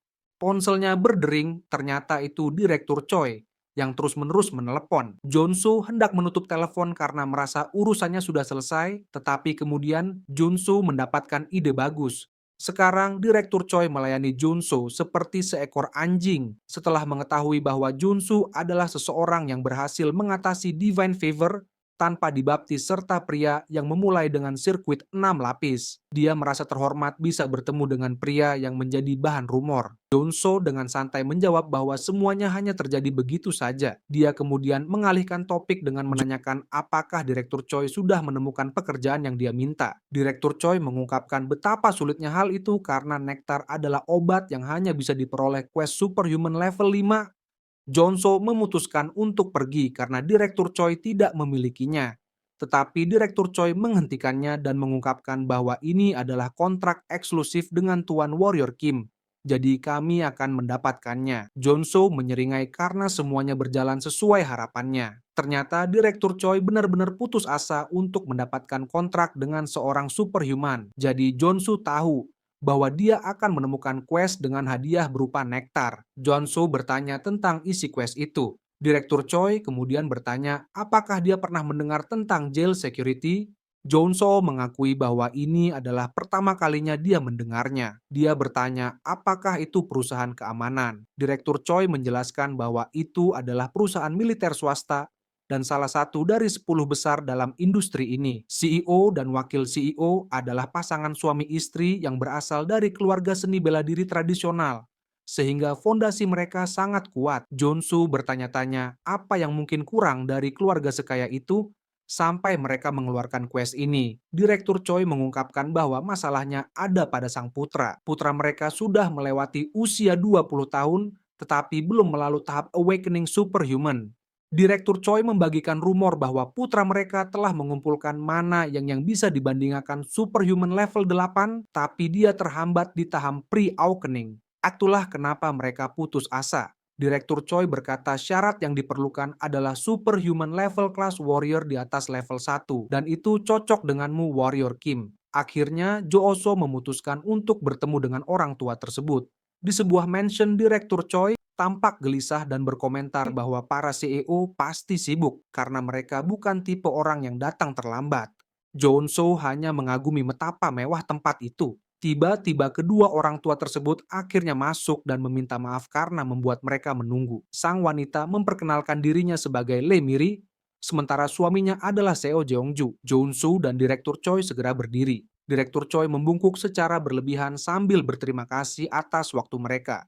Jun-soo membungkuk dengan sopan sambil mengamati mereka, berasumsi bahwa keduanya adalah superhuman setidaknya level 6. Dia memperhatikan bahwa mereka memiliki jumlah mana yang cukup besar. Jeongju mencibir dan berkata bahwa dia sudah bisa melihat bahwa Jun-soo lemah. Miri menegurnya dan mengatakan bahwa jika dia akan bersikap seperti itu, lebih baik dia kembali ke kamarnya. Namun Jeongju tidak bisa melakukan itu dan akhirnya duduk kembali. Direktur Choi berterima kasih atas undangan itu. Melihat semua orang sudah berkumpul, Miri berasumsi bahwa mereka menerima permintaan tersebut. Jun-soo menyatakan bahwa dia ingin memeriksa kondisi putra mereka terlebih dahulu untuk mengetahui apakah ada alasan khusus yang mencegahnya awakening. Jeongju kemudian menghantam meja dengan keras.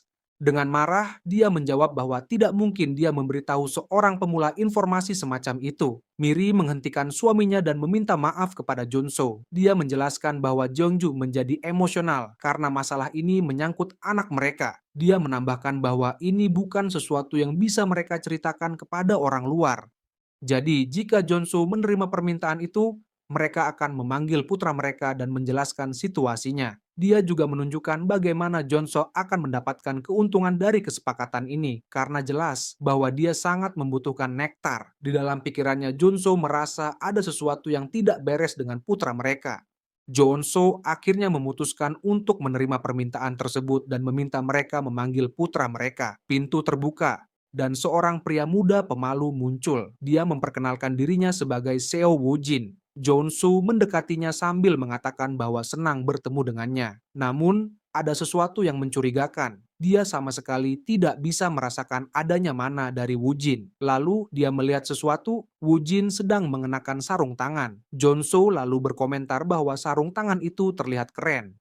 Woo-jin kemudian membalas dia senang memakai sarung tangan ini. Sohu tiba-tiba berkata seseorang seperti Woo-jin pasti membutuhkan segel mana yang kuat. Woo-nin dan orang tuanya tidak menyangka akan mendengar itu dari Junsu. Jonso kemudian tersenyum lalu menjelaskan bagaimana dia bisa yakin karena sarung tangan itu. Meskipun ini bisa dianggap masalah besar bagi keluarga bangsawan, dia ini tetaplah seorang class warrior. Superhuman level 1, Jonso berasumsi mereka menggunakan potion nektar sebagai umpan agar dia datang ke sana. Jonso menyimpulkan bahwa Woo-jin juga telah dibaptis oleh Holy Order of Ashen Father. Alasan mengapa putra mereka belum bisa awakening adalah karena dia menolak baptisan dan menyegel mananya untuk menghindari divine favor. Sementara mereka tidak bisa mengumumkannya secara terbuka dan sedang berjuang dengan hal itu, mereka pasti telah mendengar rumor baru-baru ini tentang seorang manusia super level 1 yang berhasil mengatasi divine fever sehingga mereka mencari Junsu. Woo-jin terbata-bata sebelum akhirnya mengungkapkan betapa luar biasanya Junsu, sehingga tidak perlu menjelaskan lebih jauh. Seolah-olah Junsu adalah protagonis dalam novel detektif. Junsu tampak puas saat dia menjawab bahwa ini hanyalah masalah sederhana dalam membaca situasi. Dalam pikirannya, Junsu berpikir bahwa tidak ada yang perlu ditakuti setelah dia mengetahui tentang masa depan. Begitu dia melihat foto itu, dia langsung memahami intinya. Karena di masa depan, Woo-jin akan menjadi ksatria orde dari Ashen Father. Dia menolak baptisan dan bertahan, tetapi orang tuanya kehilangan kekuatan mereka sehingga dia akhirnya menyerah dan bergabung dengan Holy Order of Ashen Father. Semua orang melihat ke arahnya. Jongju bertanya, apakah ada cara bagi Woo-jin untuk bebas dari divine favor tanpa pembaptisan? Junsu memperhatikan bagaimana Jongju yang tadi begitu arogan kini bertingkah sangat lembut. Dia memberitahu mereka bahwa ada caranya. Junsu telah menghabiskan 10.000 jam di Arcane Soul. Jadi tentu saja dia tahu, dia menepuk bahu Wonin dan berempati dengan rasa sakitnya. Karena dia juga pernah mengalaminya. Dia mendorong Wojin untuk mempercayainya agar bisa keluar dari situasi itu. Wojin berlinang air mata dipenuhi kebahagiaan dan kelegaan, lalu memeluk Junso. Dengan senyuman lebar, Sohu merasa bersyukur karena saintes mencoba membaptisnya dia dapat banyak keuntungan. Dia meraih bahu Wojin, mendorongnya menjauh, dan menyatakan bahwa sebelum mereka memulai perawatan, dia ingin menambahkan satu syarat. Woo-jin bertanya tentang itu, dan Jonso menjawab bahwa itu karena tingkat kesulitan dari permintaan tersebut telah meningkat. Miri mengerti bahwa ini bukan hanya tentang mana awakening, tetapi untuk mengatasi divine favor. Dia mendorong Jonsu untuk mengutarakan syaratnya. Orang tua Woo-jin bersedia melakukan apa saja agar anak mereka sembuh. Jadi, syarat yang diajukan Junsu adalah mengajarinya teknik pedang mountain breaking swordsmanship. Orang tua Woo-jin terkejut. Bahkan Direktur Choi membeku dalam keterkejutan. Pria tua itu tampak seperti akan mengompol kapan saja. Suasana pun berubah, karena suasana hati Miri berubah menjadi amarah. Dia bertanya pada Junso apakah dia benar-benar memahami apa yang baru saja dia katakan. Junso merasa gugup.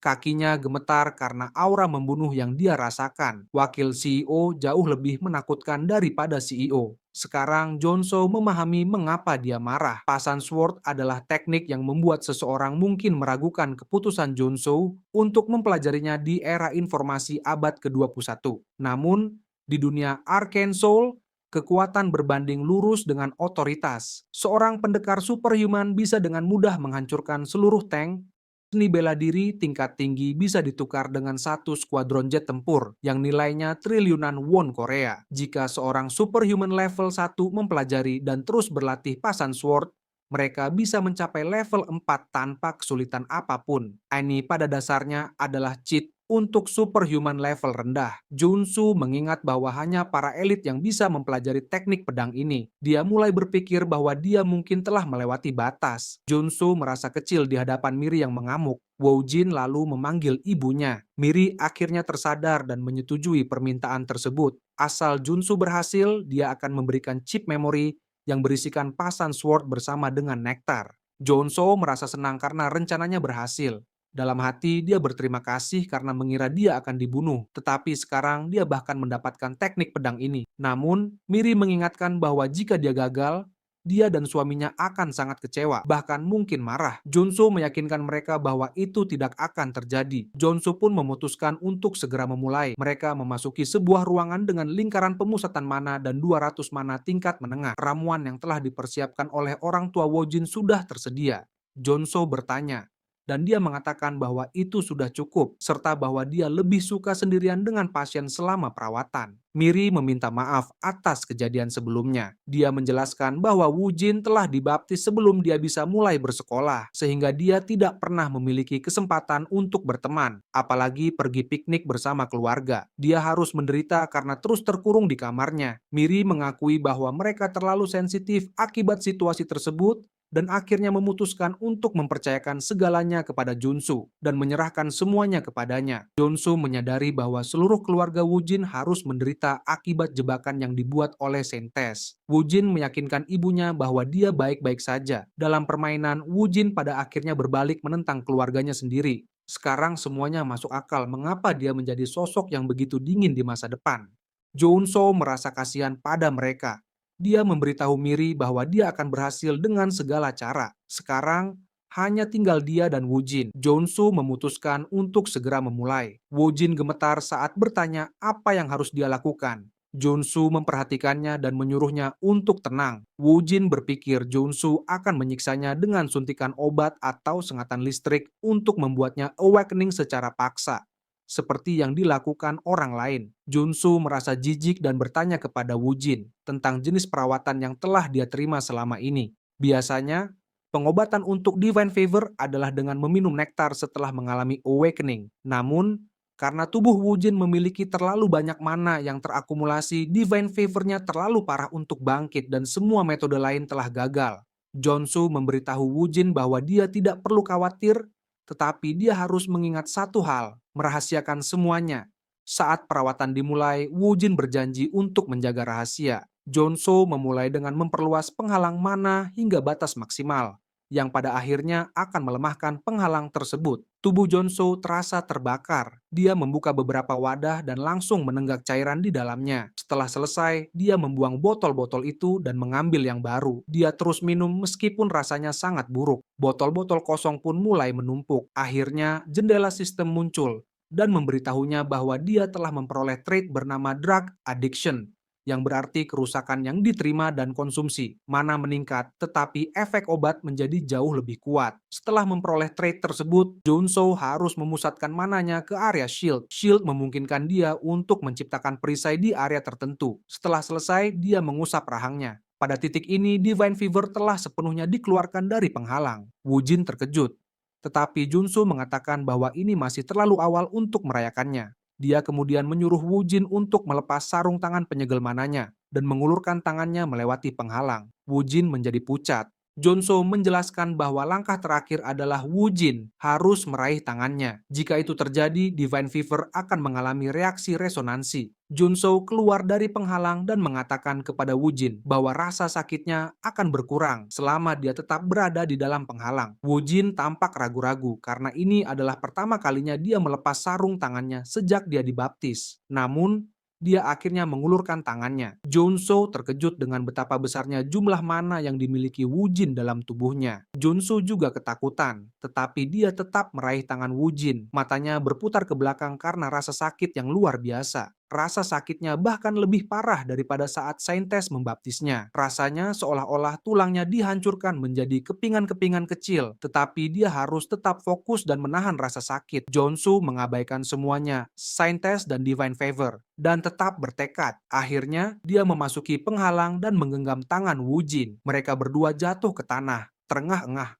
Jendela sistem muncul dan memberitahu Jonsu bahwa dia telah memperoleh damage absorption. Sekarang dia dapat menyerap sebagian dari kerusakan yang diterima orang lain. Rencananya berhasil. Wujin juga merasa senang dan melepaskan sarung tangannya. Meskipun rasa sakitnya masih ada, tetapi kini bisa ditahan. Itu memang bagian dari rencana Junsu. Setelah melalui semua kesulitan itu, Junsu menggunakan damage absorption untuk menyerap sebagian Divine Favor Wujin ke dalam dirinya sendiri, sehingga Divine Favor Wujin berkurang drastis. Kini mereka memasuki tahap akhir. Jonsu memberikan Wujin pedang kayu dan memerintahkannya untuk tidak berhenti menyerang. Wujin menerima pedang itu dan bersiap untuk melaksanakan ilmu pedang yang telah dia pelajari sejak kecil. Dia mengambil posisi dan menyerang Jonsu. Jonsu menangkis serangan itu dengan lengan yang dilapisi bantalan, tetapi dia lengah. Dalam satu serangan, Wujin berhasil menghancurkan pelindung besi di lengan Junso hanya dengan pedang kayu. Jendela sistem muncul dan memberitahu Junsu bahwa dia telah memperoleh trait baru bernama Protect.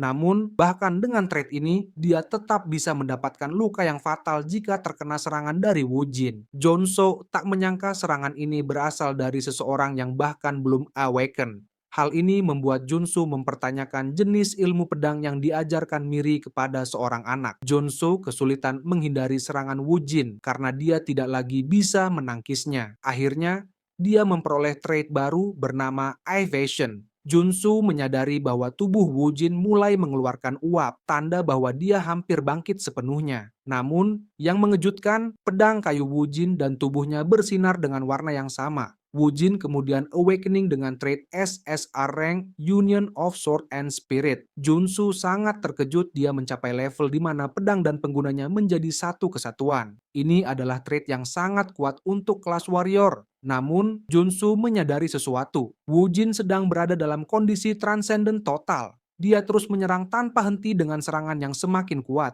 Tanpa berpikir panjang, Junso mengaktifkan semua trait pertahanannya. Dia memfokuskan penghalangnya pada lengannya dan memanfaatkan mana concentration array di ruangan itu. Dia bersiap menghadapi serangan yang begitu kuat hingga tanah di bawahnya mulai retak. Junso masih berdiri tegak saat debu perlahan menghilang. Status window muncul untuk memberitahu bahwa dia telah memperoleh kemampuan bernama perisai mana. Junso berhasil. Dia sengaja menggabungkan kemampuan penghalang mana dan perlindungan untuk menciptakan perisai mana. Dia hampir terbunuh oleh serangan pedang itu. Wujin mengerang, yang menarik perhatian Jonsu. Wujin tidak lagi diselimuti cahaya keemasan. Sebaliknya, dia tampak kelelahan sebelum akhirnya pingsan. Jonsu sangat terkejut. Bagaimana mungkin orang yang hampir membunuhnya kehilangan kesadaran dengan santai? Jonso menatap Wujin dan merasa lega saat mengetahui bahwa Wujin hanya tertidur. Itu masuk akal. Wujin sempat mengamuk setelah kebangkitannya. Dalam permainan, Wujin adalah karakter kuat dengan peringkat SSR. Tetapi karena dia terbangun sebagai seorang warrior, bukan paladin, dia memperoleh kemampuan Union of Sword and Spirit sebagai kemampuan awalnya. Jonso menyadari bahwa dia telah menciptakan seorang prajurit yang mengerikan dengan membangkitkan Wujin sebagai warrior, bukan paladin. Namun, Junso tidak tahu bagaimana hal itu akan mempengaruhi masa depan. Dia membawa Wujin di punggungnya sambil berpikir, Wujin seorang pria yang lahir dengan segala kemudahan dan kekuatan luar biasa, kini memiliki utang. Tapi itu bukan hal yang buruk sama sekali. Wujin ditempatkan di kamarnya sementara orang tuanya, Junsu, dan Direktur Choi mengelilinginya. Orang tua Wujin bersyukur karena dia telah berhasil mengatasi Divine Fever. Duanya membungkuk kepada Junsu dan mengucapkan terima kasih. Junsu tampak lucu dengan ekspresi bangga di wajahnya, sementara itu Direktur Choi memanjakannya. Wujin tidur dengan tenang, dan Miri mengatakan bahwa sudah lama sejak terakhir kali mereka melihatnya tidur terlelap, dia tidak tahu bagaimana bisa membayar utang budi itu. Jongju mengeluarkan sebuah amplop dan menjelaskan bahwa selain nektar yang dijanjikan dan chip memori yang berisi ilmu pedang mountain breaking, mereka juga akan memberi bonus tambahan. Jonso menjawab bahwa itu tidak perlu, tetapi ekspresinya berkata lain. Jongju kemudian meminta Jonso untuk menerima 1 miliar won. Jonso menerimanya, dalam hatinya dia merasa sangat senang hingga menunjukkan senyuman psikopat. Saat mereka kembali ke dalam mobil, Direktur Choi berkomentar bahwa ini adalah jackpot. Jonso memegang nektar dan chip itu, lalu mengungkapkan betapa luar biasanya benda-benda tersebut. Direktur Choi bertanya apakah Jonso akan langsung meminum nektar itu. Junwoo menjawab iya, dan Choi menyarankannya untuk beristirahat sejenak karena tidak akan baik jika Jonso menarik perhatian Holy Order of Ancient atau kelompok jahat lainnya. Saat mendengar tentang hadiah yang didapat Jonso, Direktur Choi tidak bisa menahan diri untuk berpikir betapa sia-sianya jika Jonso hanya mengonsumsi nektar tanpa memurnikannya terlebih dahulu. Jika nektar itu dimurnikan sebelum dikonsumsi, itu akan sangat meningkatkan mananya. Jonso setuju bahwa hal itu benar. Jika dia bisa melakukannya, dia bisa meningkatkan tingkat superhuman-nya secara signifikan, bukan hanya menggunakannya untuk menyembuhkan divine fever. Akhirnya mereka telah sampai di hotel. Junso keluar dari mobil, tetapi sebelum dia sempat menutup pintu, Direktur Choi memberitahunya bahwa dia akan mencari peralatan untuk memurnikan nektar itu. Jadi Junso sebaiknya mempertimbangkan untuk mengonsumsinya nanti. Junso berterima kasih kepadanya dan mengatakan bahwa dia akan memikirkannya setelah kembali ke kamarnya. Namun, begitu dia sampai di kamarnya, dia langsung membuka tutup botol nektar. Apa yang dia katakan sebelumnya hanyalah basa-basi, karena sebenarnya dia memang berniat meminumnya segera. Dia telah belajar betapa kejamnya Arcane Soul saat insiden Deer. Jadi sekarang dia menyadari bahwa dia tidak bisa sepenuhnya mempercayai Direktur Choi. Potion Addict, Mana Absorption, Potion Dependence adalah sifat yang dapat memaksimalkan efek nektar, dan Jonso memiliki semua itu. Maka dia pun meminum nektar tersebut. Tanpa diduga, ia menjatuhkan wadah kaca karena rasa sakitnya terlalu hebat. Rasanya seperti setiap serat ototnya diurai dan disusun kembali. Kemudian, ia merasakan sejumlah besar mana tersimpan di dalam dirinya. Matanya berubah menjadi emas, dan seberkas cahaya muncul yang bisa terlihat dari luar hotel. Setelah itu, Jonso menjadi superhuman level 2. Ia naik level, dan dengan menyembuhkan divine fever menggunakan nektar, ia mendapatkan salah satu kemampuan tier 1 terbaik dalam seluruh permainan. Api hitam telah ditambahkan ke dalam daftar kemampuannya bersama dengan Pasan Sword Teknik, membuat Jonso merasa sangat siap. Sekarang ia bisa fokus melatih kedua kemampuan itu tanpa ada masalah.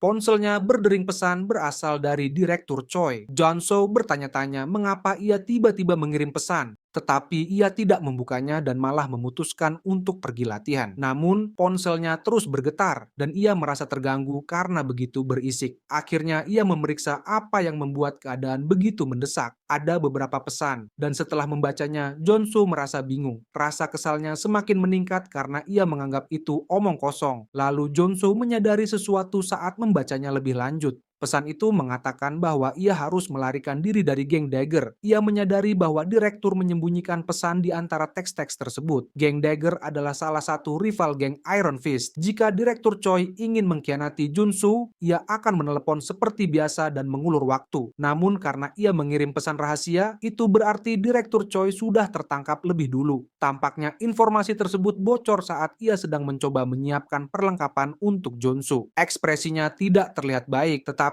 ia memiliki tekad kuat untuk mengabaikan pesan itu karena ia sudah mendapatkan nektar, dan setiap orang bertanggung jawab atas hidup mereka sendiri di Arcane Soul. Adegan beralih di mana terdengar jeritan keras dari sebuah gang tersembunyi. Seorang pria diikat ke kursi sementara 3 pria lainnya mengelilinginya. Salah satu dari mereka berkomentar bahwa orang di kursi itu keras kepala meskipun sudah disiksa sepanjang malam. Direktur Choi tidak mengungkapkan kepada mereka di mana pemula superhuman itu berada. Direktur Choi berargumen bahwa Jonso telah menandatangani kontrak karena ia mempercayainya. Ia tidak akan berbicara apapun yang mereka lakukan padanya. Pria itu menjawab bahwa ia tidak ingin menggunakan cara kekerasan, tetapi tidak punya pilihan lain. Direktur Choi terperanjat saat melihat seorang pria dengan kapak mendekatinya. Pria itu bertanya tangan mana yang digunakan Choi untuk makan. Direktur Choi tidak menjawab, sehingga si pelaku berasumsi bahwa itu adalah tangan kanannya. Saat ia hendak menebas tangan Direktur Choi, sebuah ledakan keras mengalihkan perhatiannya. Ia menoleh untuk melihat siapa pelakunya dan menemukan 2 rekannya tergeletak tak sadarkan diri di tanah. Bertanya apa yang terjadi. Seseorang sedang mengintip melalui teropong bidik dan ternyata itu tidak lain adalah Warrior Kim. Saat ini ia sedang memegang peluncur granat Dalam pikirannya, ia merasa geng Dagger telah memilih orang yang salah untuk dihadapi. Junso tidak bisa mengabaikan seseorang yang menepati janji mereka di dunia kejam Arcane Soul. Ia bersiap meluncurkan tembakan lain. Ia menarik pelatuknya sambil mengumumkan dimulainya perang. Gedung itu pun meledak. Para pria bersenjata berhamburan keluar seperti sekumpulan kecoa. Meskipun bangunan itu terlihat seperti apartemen biasa, ia tahu bahwa semua anggota geng ada di dalamnya, karena itu adalah ruang bawah tanah geng Dagger yang sudah ia bersihkan berkali-kali sampai bosan. Itu adalah dungeon kompleks yang terdiri dari 6 bangunan berbeda. Karena misi geng Dagger adalah salah satu misi tutorial, Junsu sudah menyelesaikan quest ini berkali-kali, sehingga dia bisa mengalahkannya dengan tutup mata. Pada titik ini, ia melanjutkan ke rencana berikutnya. Ia melompat dari gedung sambil berkata, "Mari pergi ke target quest-nya." Para anggota geng masih mencari pelakunya. Geng Dagger mengira bahwa serangan itu dilakukan oleh geng Iron Fist karena hanya mereka yang mampu melakukan aksi se-ekstrem ini. Mereka berencana menghajar siapapun yang mereka tangkap hingga babak belur. Namun tiba-tiba mereka mendengar suara aneh. Salah satu pria tetap tinggal untuk memeriksa, sementara yang lain pergi mencari ke lokasi lain. Pria itu mengintip ke belakang tempat sampah dan berpikir bahwa ada sesuatu di sana. Tapi tidak ada apa-apa di sana, namun tiba-tiba mulutnya ditutupi, lalu wajahnya dihantam ke tanah. Pria itu bahkan tidak bisa mengenali Junsu, meskipun ia berada tepat di depannya. Tidak ada kombinasi atribut yang lebih baik daripada Pretend to Die dan Hide. Sementara para gangster bodoh itu berkeliaran di luar, Junsu berniat memasuki gedung utama melalui pintu masuk rahasia. Sejauh ini, ia telah menghindari pertempuran sebisa mungkin untuk menyusup ke dalam. Geng Dagger terkenal suka menempatkan sandera mereka tepat di samping bos mereka di lantai 5. Jadi masih ada jalan yang harus ditempuh. Ia bergerak sepelan mungkin agar tidak ketahuan. Gerakannya yang berlebihan tampak lucu. Tiba-tiba pengeras suara berbunyi, mengumumkan bahwa ada musuh yang telah menyusup ke dalam gedung. Semua anggota diperintahkan untuk bersenjata dan berkumpul di titik pertemuan yang telah ditentukan. Jonsu mengumpat saat mereka menyadari dia ada di sana. Kemudian Jonsu melihat ada pintu di depannya. Ia merasa bimbang, jika ia keluar dari sana, ia akan langsung berada di lobi, yang merupakan rute paling optimal karena ada tangga utama yang menuju ke atas. Masalahnya adalah, begitu musuh menyadari bahwa ada penyusup di dalam gedung, mereka akan membangun barikade di lobi untuk membentuk garis pertahanan. Jika Jonsu membuka pintu, ia akan dihujani peluru. Namun senyum liciknya menunjukkan bahwa ia punya ide. Para anggota geng telah memblokade area tersebut. Jonsu menyiapkan Gatling gun-nya, lalu ia menyambut mereka dengan tembakan beruntun. Para anggota geng panik, mereka terkena tembakan satu persatu. Mereka mencoba membalas, tetapi beberapa dari mereka jatuh. Kemudian, Junu melemparkan granat dan ledakan terjadi di area tersebut melukai banyak anggota geng. Sementara Jonsu tetap bersembunyi di balik dinding. Mengambil jalur yang sulit sebenarnya bukan gayanya. Jadi ini adalah strategi terbaik baginya. Ia masih memiliki lebih banyak granat di tangan karena satu saja tidak cukup. Lalu ia melempar beberapa granat ke dalam ruangan. Ia berlindung di balik pintu saat ledakan terjadi. Para preman itu seperti popcorn yang meletup di dalam ruangan. Akhirnya, semuanya menjadi sunyi. Jonsu pun memasuki lobi dan melihat mayat-mayat berserakan di lantai. Ia melihat sekeliling, bertanya-tanya apakah itu semua dari mereka. Ia sadar bisa saja ada yang masih selamat, jadi ia tidak bisa lengah. Dugaan Jonsu benar, ia tidak menyadari bahwa seseorang sudah mengincarnya. Tiba-tiba pria itu berteriak, "Mati kau Jonsu," melihat peluru melesat ke arahnya. Ia berhasil menghindar dan memperoleh trait bernama Sensitive Attribute yang didapatkan di Dungeon Dagger. Sekarang, ia sudah menyingkirkan semua tikus tersebut, kemudian memutuskan untuk naik ke lantai 4. Ia sampai di sana dengan damai. Tapi bahaya sebenarnya baru saja dimulai. Akan ada anggota geng menunggu di lantai 4, di ruang judi yang berada tepat sebelum lantai 5 dan ruangan bos. Junso melangkah dengan hati-hati saat memasuki ruangan. Tetapi yang mengejutkannya tidak ada siapapun di sana. Ia membuka pintu lain dan melihat bahwa ruang judi pun kosong. Ia tahu ada sesuatu yang tidak beres. Ia harus fokus yang membuatnya memperoleh trait fokus. Lalu ia mendengar sesuatu dari atas, itu adalah sebuah drone. Drone itu menjatuhkan sesuatu ke lantai. Saat menyentuh tanah, benda itu menyala terang. Itu sebuah granat flashbang. Seseorang muncul dan menyelinap di belakangnya. Ia berencana menikam Jonsu yang sedang buta karena cahaya. Dia adalah bos dari geng Dagger, seorang assassin superhuman level 2. Ia pikir sudah menangkap tikusnya, tetapi Jonsu baik-baik saja. Sebuah perisai terbentuk di punggungnya. Sang pembunuh terkejut karena pisaunya tidak menembus menembus, lalu ia mundur. Junsu berkomentar bahwa pembunuh itu berpakaian seperti tikus. Junsu tidak menyangka bos akan muncul di lantai 4. Ini berbahaya, ini berbeda berdasarkan game. Beruntung Junsu masih bisa membaca polanya. Kemudian, sebuah flashbang meledak lagi membuat Junsu menjadi buta. Tetapi ia tahu bahwa flashbang adalah pola serangan terhubung yang aktif begitu pemain memasuki ruangan bos. Ia harus menggunakan trait sensitif dan fokus sebelum bos menyergapnya. Bos geng Dagger adalah seorang asasin, jadi Junsu harus merasakan dari mana serangannya akan datang. Sang asasin mengutuk karena tidak menyangka Junsu bisa menahan serangannya. Junsu mencabut pedangnya dan bersumpah akan membuat lawannya menyesal telah menargetkannya. Ia menerjang ke depan, mengayunkan pedangnya, tetapi asasin itu sudah berada di belakangnya dan mengomentari bahwa Junsu hanya berlagak keren padahal gerakannya lambat. Ia melemparkan belati ke arah Junsu. Junsu menyadari kemudian menangkisnya. Ia merasa asasin sangat cepat. Untungnya, ia selamat berkat trai sensitif dan fokusnya. Ada sihir racun yang tertanam di belati sang asasin. Jadi jika benda itu menyentuhnya, ia akan langsung mati. Semakin lama pertarungan berlangsung, semakin ia berada di posisi yang tidak menguntungkan. Sang asasin berkomentar bahwa Junsu hanya beruntung. Ia memberi pilihan. Jika Junsu menyerah sekarang, ia hanya akan mengambil satu lengannya dan menunjukkan belas kasihan. Mengabaikan omongannya, Junsu menunjukkan ekspresi sombong dan membalas bahwa sang asasin harus diam dan langsung menyerangnya. Asasin itu menjawab bahwa ia bisa melihat kalau Junsu adalah seorang penembak dari cara dia memegang pedangnya. Ia menambahkan bahwa Junsu terlalu banyak bicara untuk seseorang yang bahkan tidak bisa menilai situasi dengan baik. Di dalam hatinya, Junsu mengakui bahwa sampai baru-baru ini ia memang menggunakan senjata api.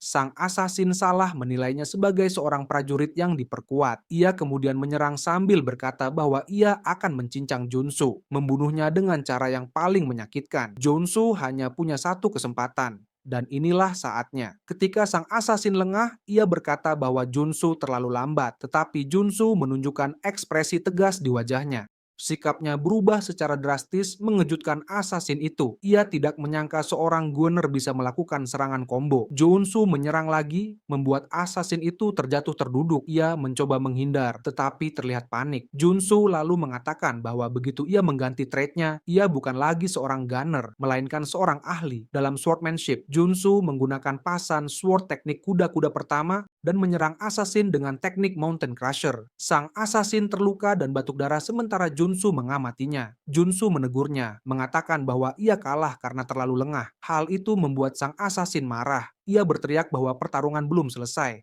Junsu tidak menyangka bahwa sang asasin masih memiliki kekuatan untuk melakukan serangan terakhir. Lempar dagger ke arah Junsu. Darah berceceran, asasin itu terkapar di tanah. Tetapi Junsu juga terkena tusukan di bagian perutnya. Ia mengutuk dirinya sendiri karena pada akhirnya dia juga lengah.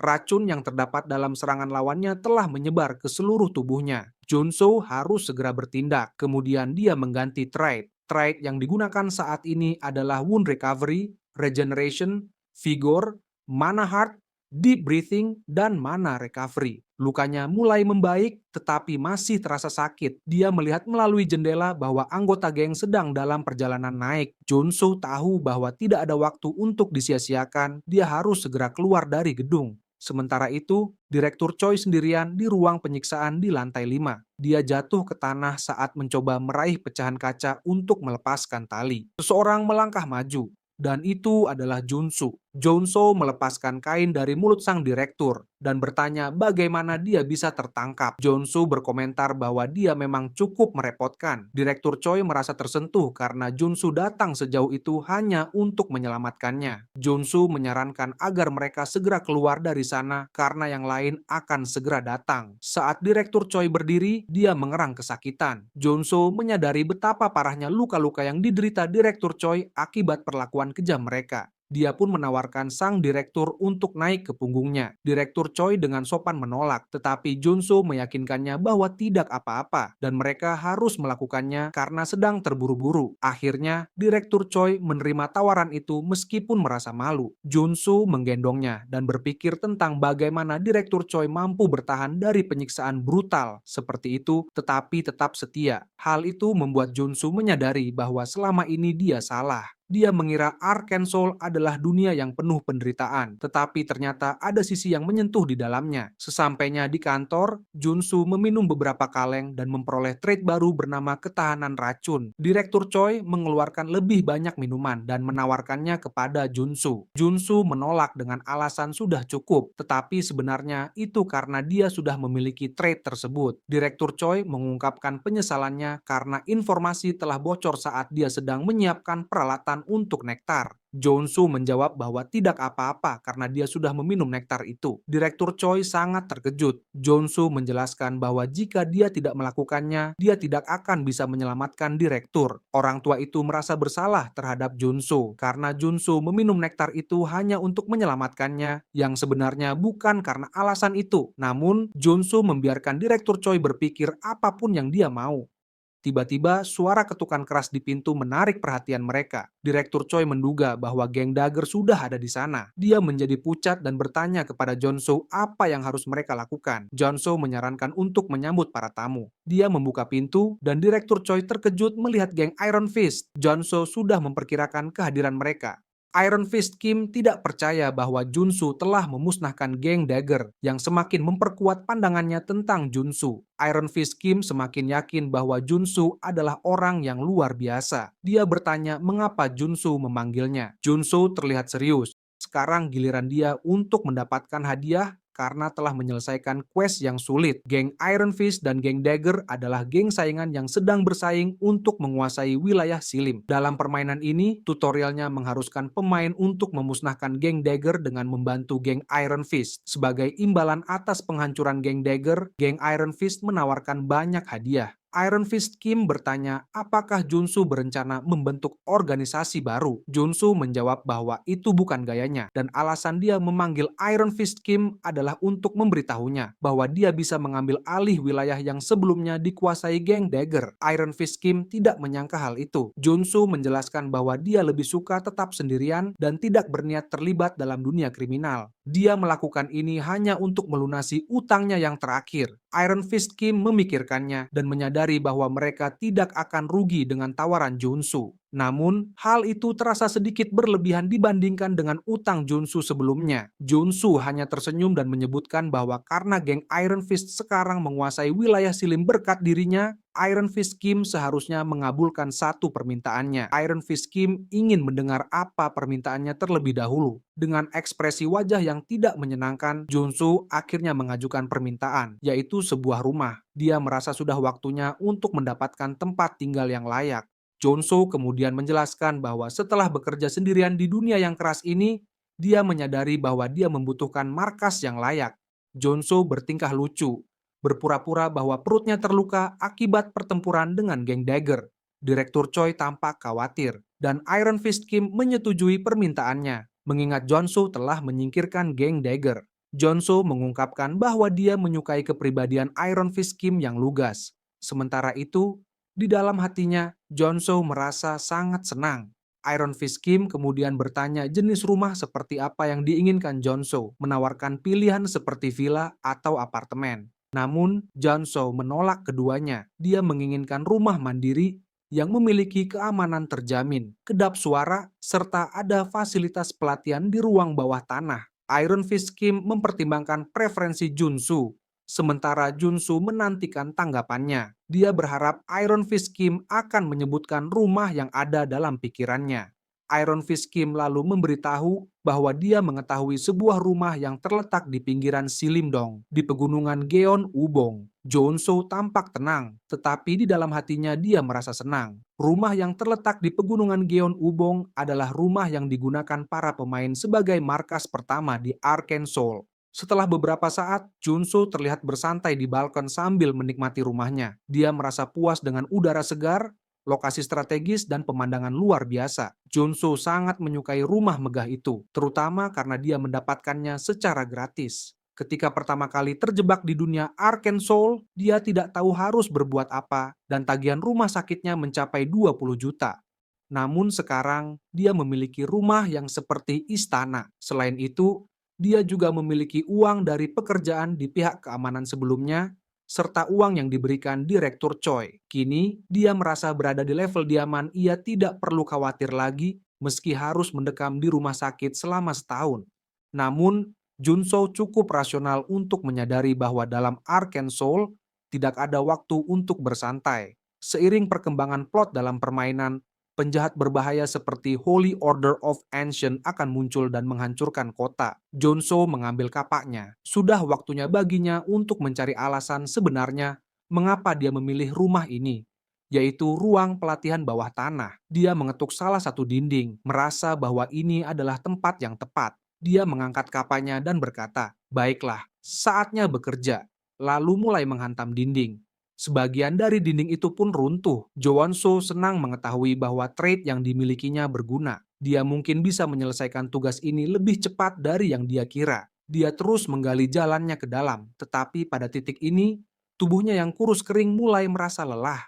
Persepsinya bahwa dia bisa menyelesaikannya dengan cepat ternyata salah. Saat pertama kali bermain, dia tidak menyadari bahwa prosesnya akan sedalam ini. Namun, Junso tidak menyerah. Dia berharap air itu segera keluar. Akhirnya, dengan satu ayunan terakhir kapaknya, air memancar dari dalam tanah. Junso merayakannya dengan meminum air tersebut, menjilati setiap tetesnya dengan lidah. Begitu meneguknya, tubuhnya langsung diselimuti oleh sensasi menyegarkan. Dia menikmati rasanya, merasakan bagaimana kulitnya tampak bercahaya dan tubuhnya pulih secara real time. Dia sedang merasakan efek dari mana spring, sebuah mata air yang melimpah dengan energi mana. Bahkan karakter yang HP-nya turun hingga nol bisa pulih dengan cepat jika direndam di dalamnya.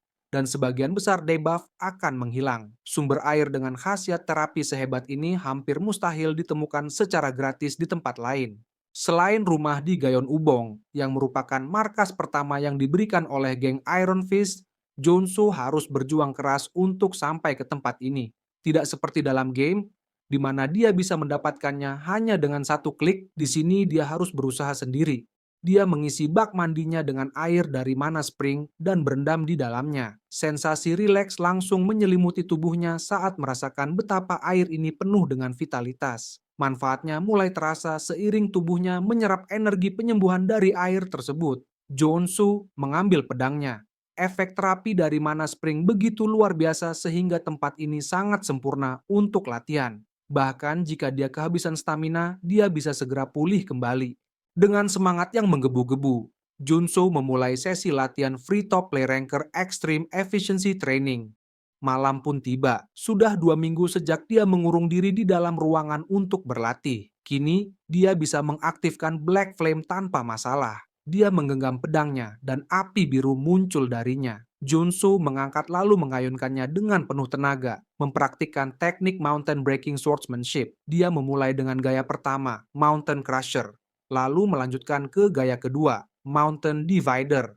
Teknik berikutnya adalah gaya ketiga dari Mountain Breaking Swordsmanship, yaitu Mountain Piercer. Kemajuannya luar biasa. Kini, dia sudah terbiasa menggunakan teknik ini bersamaan dengan Black Flame. Ditambah lagi berbagai trait berguna yang ia dapatkan selama pelatihan semakin memperkuat kemampuannya. Sekarang, setelah menyelesaikan tujuannya, hanya ada satu hal penting yang tersisa, teknik Mana Cultivation. Sayangnya, teknik ini tidak bisa diperoleh hanya dengan latihan. Seandainya dia sempat menyempurnakan nektar sebelum meminumnya, mungkin dia sudah mencapai superhuman level 3.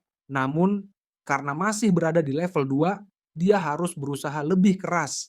Saat ini, masih ada sedikit mana yang tersisa dalam tubuhnya untuk sepenuhnya menyerap mana dari nektar dan mencapai level 3. Dia membutuhkan teknik Mana Cultivation. Tentu saja, mendapatkannya bukanlah hal mudah. Harganya mencapai puluhan miliar. Saat bermain game dulu, dia menemukannya di toko antik milik Kim Chunbo. Penjualnya bahkan terkejut mendengar apa yang ingin dibeli Junso. Pria itu mengatakan bahwa barang tersebut telah tersimpan di gudang selama lebih dari 1 dekade. Namun, Junso tetap bersikeras membelinya. Pada akhirnya, begitulah cara dia mendapatkan teknik Mana Cultivation saat itu.